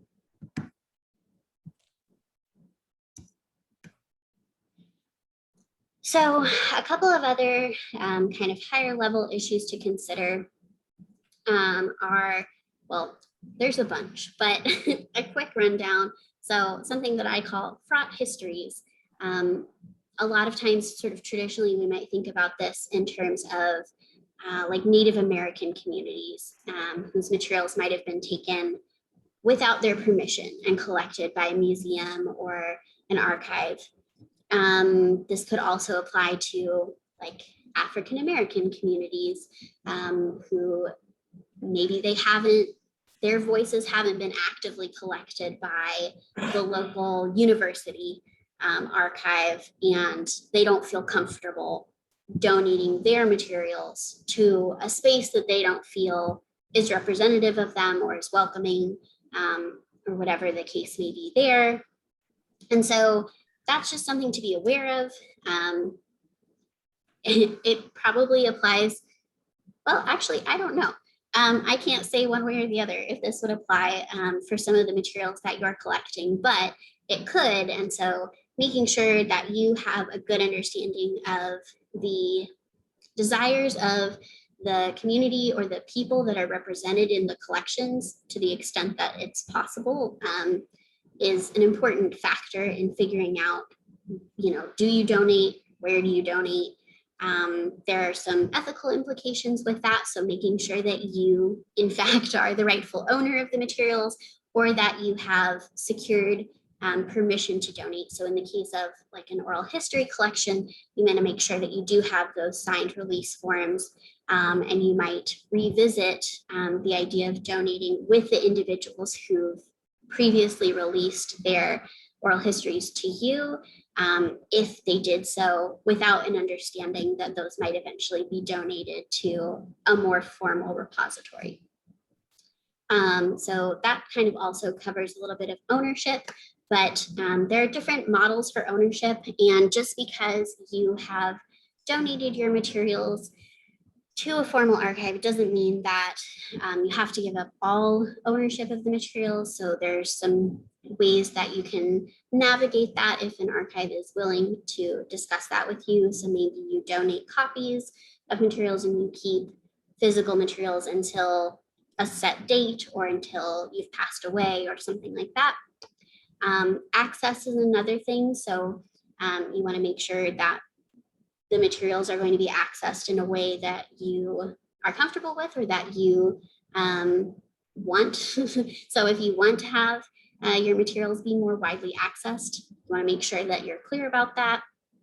This also plays into privacy and restrictions. If you want to set any kind of restrictions for privacy purposes, that's something you need to talk about with the institution.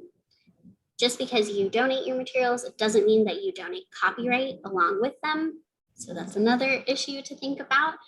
You can retain copyright. You can license things under Creative Commons so that people can use them for certain purposes, but not others. For example, you could license it in such a way that when you donate it to an institution, you say, okay, I want people to be able to use these for educational purposes, but I don't want them to use them for commercial purposes. And outlining that as part of your donation process will help make sure that the archive facilitates access and use in the way that you're comfortable with. And then another kind of thing to think about is monetary appraisal and tax deductions. Most archives will not do any kind of monetary appraisal themselves. So if you want to donate materials and you want to be able to write off on your taxes that you donated them, that's something that you have to pursue on your own. A lot of archives will have like some contacts maybe in the local community, people that they know or organizations that they know who will do that kind of appraisal.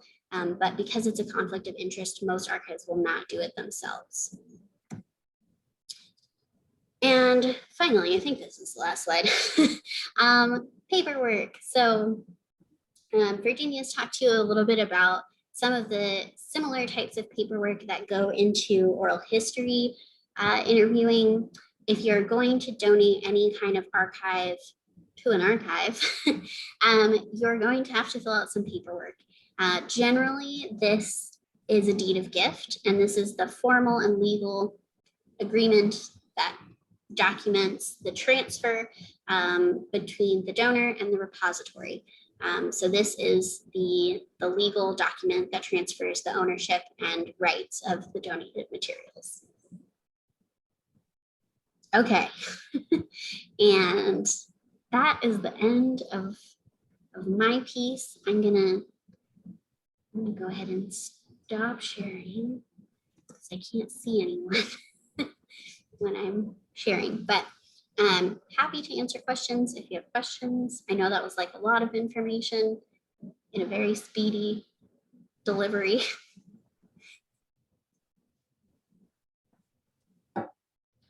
No questions from here. All right. Good. Well, that's easy. Thank you. All right, so let's wrap up. We got a few minutes. Let me pull up. Okay, so let me pull up my PowerPoint. So just to remind you, next session, we'll talk about how you can promote your work yourself. So we've talked today about access through archives, but maybe you want to create an exhibit, or maybe you want to curate some videos on YouTube. There are a lot of different models out there, including software, some that's free to access to help you create exhibits, whether online or in person. So we're going to talk about different ways to present your research, from sort of the micro, things you can do on your own, things that are free, to the macro. Before we get there though, I have a little bit of homework for you. Again, I said this last week, you're obviously not being graded on this, so I understand you'll have busy lives, but I would ask that you read the second half of the booklet. That's page 18 to 40. You'll find that our text, folk life and fieldwork, covers all the things we've talked about in the first two sessions. So it's the perfect sort of summary to follow along with these last two sessions. In the next week, I would ask that you practice interviewing someone. So that could be recorded, or if you just want to practice without recording, that's fine too. But practice interviewing someone. If you were here for the first session and you identified someone that you might want to talk to, maybe interview them. If it's easier to just interview someone in your family or within your household, that's fine too. Obviously, stay safe and follow the CDC guidelines, especially if you're someone who's still concerned about the lingering realities of COVID-19. And while I said a good benchmark is 45 minutes, because this is practice, you can record it and go for a full interview. That's awesome. But for now, I would aim for a minimum of 15 minutes if you just kind of want to test the waters. And then over the next week, if you have any questions that bubble up from that experience, write them down so we can make sure to address them. Any questions for that? So that leads me actually to last week's homework assignment, was to draft some questions. For those who were here last week, I'd love to hear your thoughts on that. Did you have any issues that bubbled up, or what was that process like?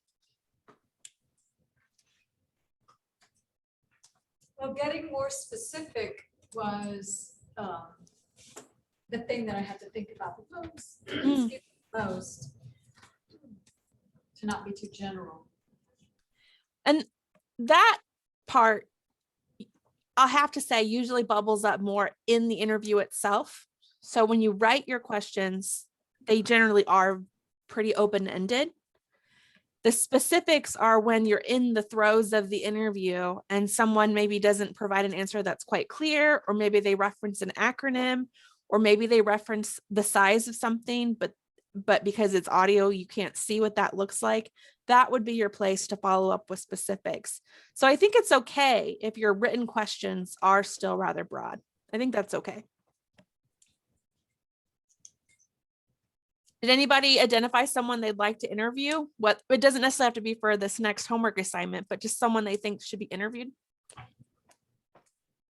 I've had a couple of people. I'd like to talk to one of the ACNA members, Barbara Massey. She's been around a long time, and she's a good artist, been with a lot of different agent groups here.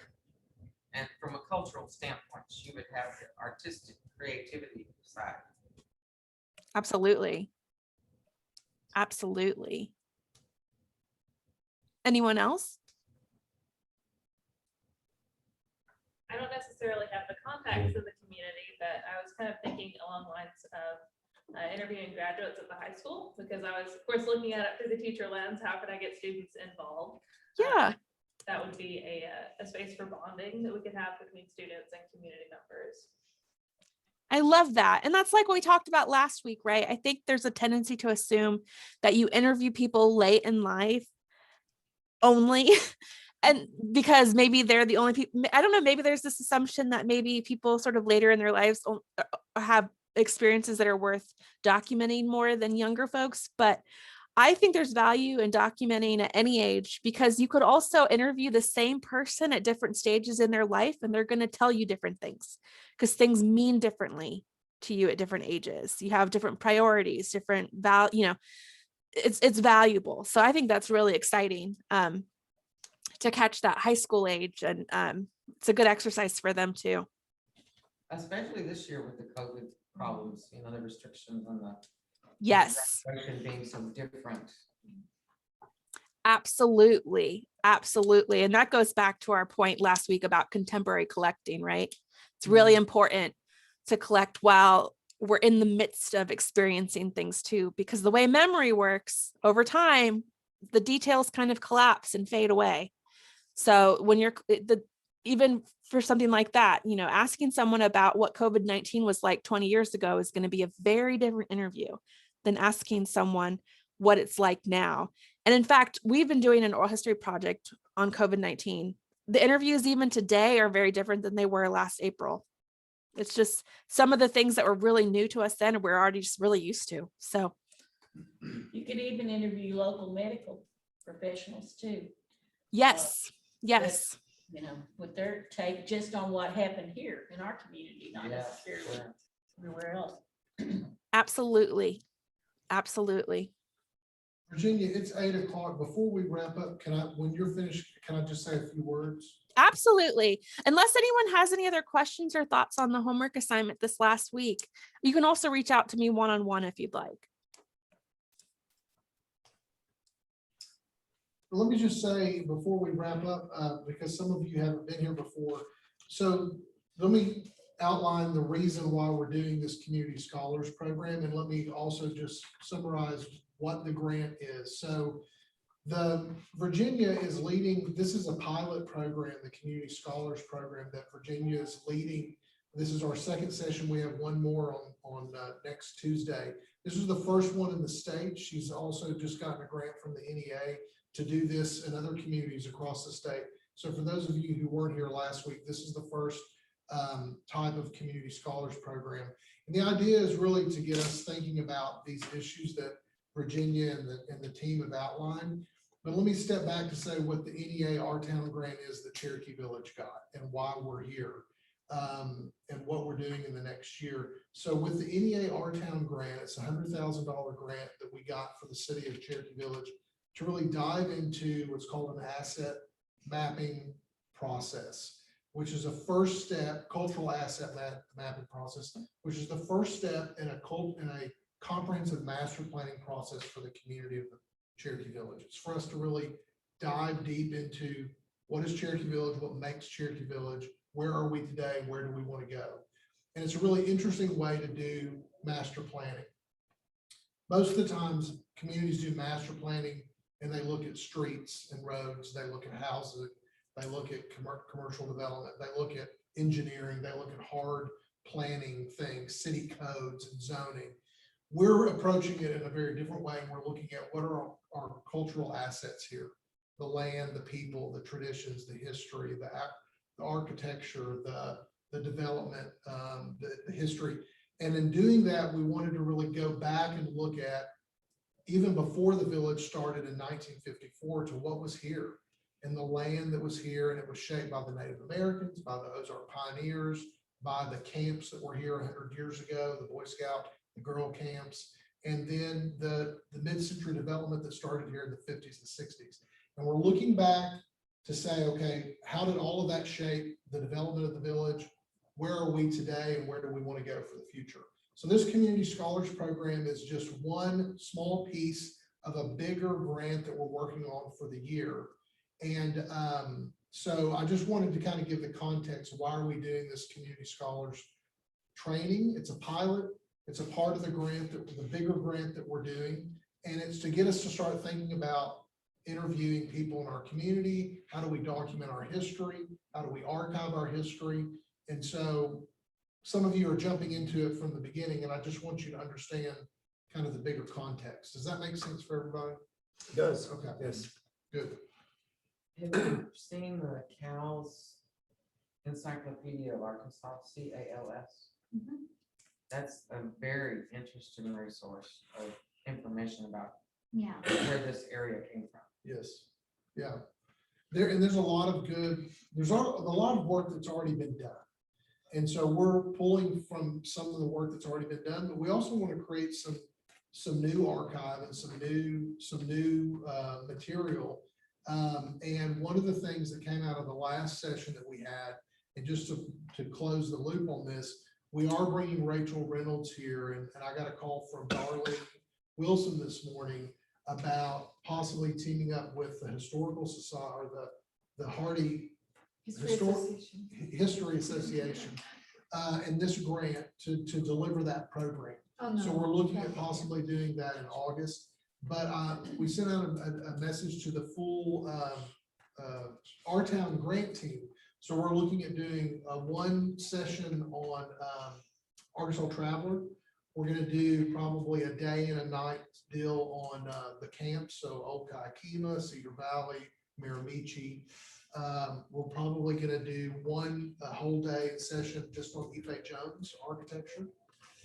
We're going to be doing a session on Native American history, Native Americans pre any of this here, but also the influence on the development of this community and the marketing of this community, and the names, Native American names that we've appropriated here in this community, and what does that mean? So a whole session on that, a whole session just on Ozark and Pioneer folk history.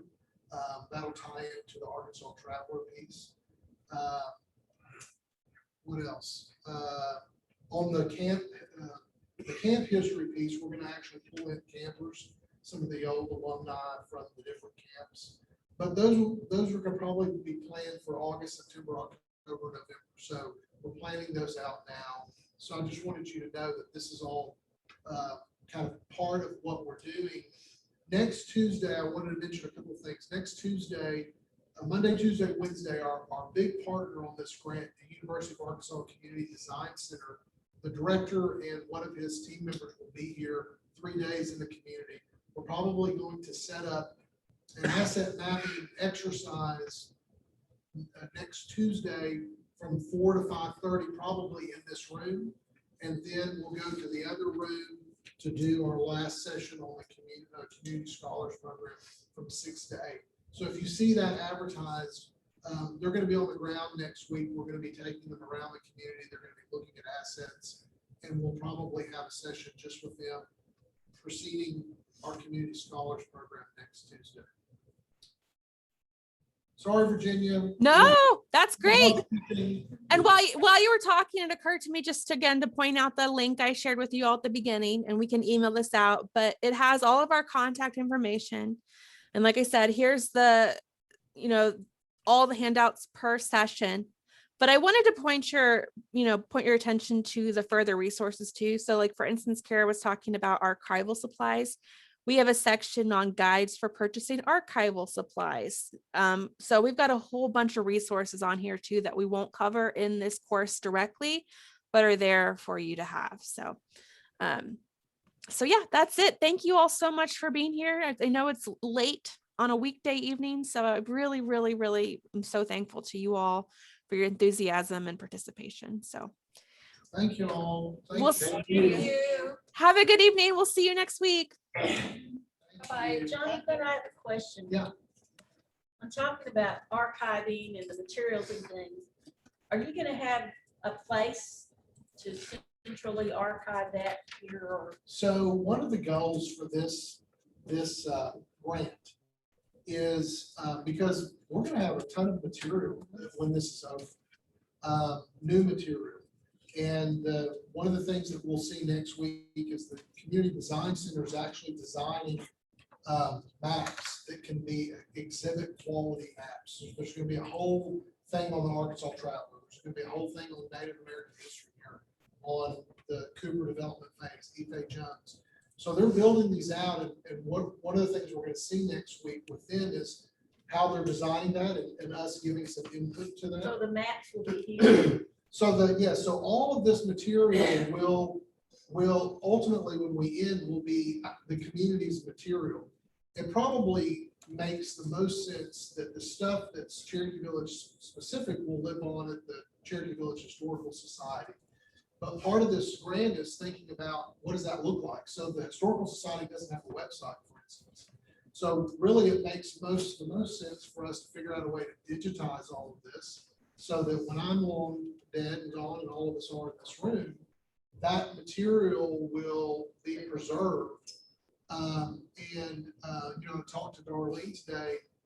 This is a Cherokee, this grant is City of Cherokee Village, but we brought in, the library at Ash Flat, the library at Hardy, the Historical Society at Hardy. We're bringing in different groups because Cherokee Village's history is everybody's history, and also the Hardy history is our history. So Cherokee Village is connected. It's we can't talk about Cherokee Village without talking about Rio Vista and Walton Hill and the railroad and the river, and vice versa. So I think there may be things that come out of this. It's just like, Darlene said already, Hardy was already talking about Arkansas Traveler. The Arkansas Traveler is as much about Hardy as it is about Cherokee Village. Those things are connected. And so I think some of this stuff will end up maybe at the libraries, may end up at Hardy, may end up at Cherokee Village Historical Society. Oh, we'll have digital files, everything. But digital. So a lot of this will end up with a physical exhibit so a couple products will be an exhibit at the end of all of this that people can actually come and see. Hard copy materials and digital files that probably live on the website. That'd be great. People have an interest in that when you tell someone you live close to Cherokee Village or whatever, and you can tell them things, but to have a resource to go to is great. Areas that have it, it's wonderful. And so I think that's what I'm thinking of, separate that. The Cherokee Village Historical Society. It's still, I know it's been mentioned, and there's been a couple of people said that it's pretty inactive. It is rebuilding itself. And one of the things that most people don't know, and about the time they were going to launch it, COVID hit, is they've created a museum at the Thunderbird Rec Center, which is really wonderful. And so, but about the time they were launching it, which was, I think, the anniversary of the John Milton Cooper, that last spring, COVID hit. And so they canceled it. So really no one's been in the museum. And so, but they've done a wonderful job of just, you know, it used to be out at Omaha Center. That's where the Historical Society met. That's where the archive was. And they moved everything and they've really started putting displays together. And they've done a beautiful job, but it's not accessible. There's a Facebook page, you know, and the Thunderbird Center hasn't been really accessible for a lot of people. So that's going to be part of this process is I see an opportunity. I've talked to Betty and Mary and some of the Barb at the Historical Society. We also need to be thinking also with Hardy is we need to be recruiting the next generation because this history, we need to start bringing in young people who are hungry for this history and then get them involved in these associations and societies because, you know, I think about growing up here. I mean, thank God, Audrey Thompson, and thank goodness that the Timely Club and these people did all of this wonderful historical work and research when I was a kid. They're not here, but that legacy lives on. So we need to be thinking about what are we doing so that, you know, my 10-year-old nephew is inheriting this wonderful digital archive of all this great stuff. I think about in Cherokee Village, the stories of the families who are long gone from here, who were here in the 60s and 70s, and grandkids and great grandkids still come back and talk about learning to ski on these lakes and going to the Arkansas Traveler and those stories. We're losing that here. And it's a wonderful history because this place brought people from all over the country. And so how do we capture some of that? How do we capture Ife Jones's influence here? Who is Ife Jones? How many Arkansans, how many people at Highland High School know who Ife Jones is? I've been to Thorn Crown. Right. He's an Arkansas architect who studied under Frank Lloyd Wright, who did Thorn Crown. I mean, it's just this amazing history. He designed a house, right? He designed a house on North Golf Course. He designed these brick apartments right up here. He designed the town center building, which is now City Hall. How many people know that and know that history and this wonderful special collections that lives at the University of Arkansas? So I just think there's so much that we can tap into through this grant. And so this $100,000 grant is coming from taxpayer dollars from the National Endowment of the Arts that we got. And then we're locally matching that with cash and in kind. So it's a really amazing opportunity that we've got. It'll be important to get that into schools to let them know and to do presentations and, you know, get them ingrained with that because that is going to be the future. And you need to start young with them. You know, I do it with my grandson. He probably knows more about plants than any other 10-year-old and about native plants and about folklore. Because I mean, he's just one person. And I've done it in programs. Kids love that. They love all of that. And, you know, we need to do that. I'm so disappointed that schools don't do it as much. We need a class on the Ozarks. If you live in the Ozarks, I firmly believe. And on, you know, on the folkways and our culture. A lot of kids don't realize we have a culture. They think of other countries having a culture or, you know, they don't think of us having a culture. We have a very rich culture. I think a lot of people, you know, they don't even understand immigration because they've never been taught how this all came about. And so Here. You know, one of the things that we dive into, like these sessions that we're talking about, because we want them to be really, really rich sessions. So like when we do the Arkansas Traveler, we want to do, when I was talking to Darlene, we want to do a full day and an evening. So the day would maybe that's the day that we set up a series of interviews. So all the people that we want to interview in the community who've been involved with the Arkansas Traveler. For those of you who don't know, the Arkansas Traveler was a theater here. That was a really important part of the tourism industry here. But the Arkansas Traveler story is very historic, and there's a lot to unpack just with that. And so we're going to use one day, this maybe in August, where we just focus in on that theme, and then do a big event in the evening where we bring people out and just letting people come out and kind of break bread together and share that story and their experiences, people who were high schoolers and performed there, what the story means in folklore history and what it means for Arkansas today, what it meant for the tourism industry here, how it helped the development of Cherokee Village and Hardy, et cetera. And that's just one piece. We're gonna do that with scouting and camping. We're gonna do that with mid-century development. We're gonna do that with Native American history. And I think now that we're hopefully on the other side of COVID, as we program out late summer and fall, hopefully we can actually physically get together here at the Omaha Center, at the Hardy Civic Center, and do these programs and bring people out to talk about. So. Yeah, we talked about doing the tourism part of it also with the opportunity of this stuff. And Leonard Holden, I read his autobiography, and he was so involved in so many things, all the way from Ash Flat to Hardy and Heron Highland, and he was building dams and roads around here in the day. So yeah, good history too. And I started making a list, speaking of a list of people living today that need to be on the top of our list. You started with, Bob, I started Barbara Curzon. She's not here physically, but she's in Northwest Arkansas.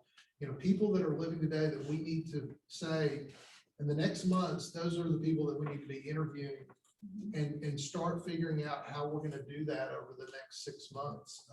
And so I encourage you, when you come back next week, start making a list of those people, and let's start building a master list that we can say, okay, here's the top 50 people that we need to make sure before the end of the year that we've done an interview.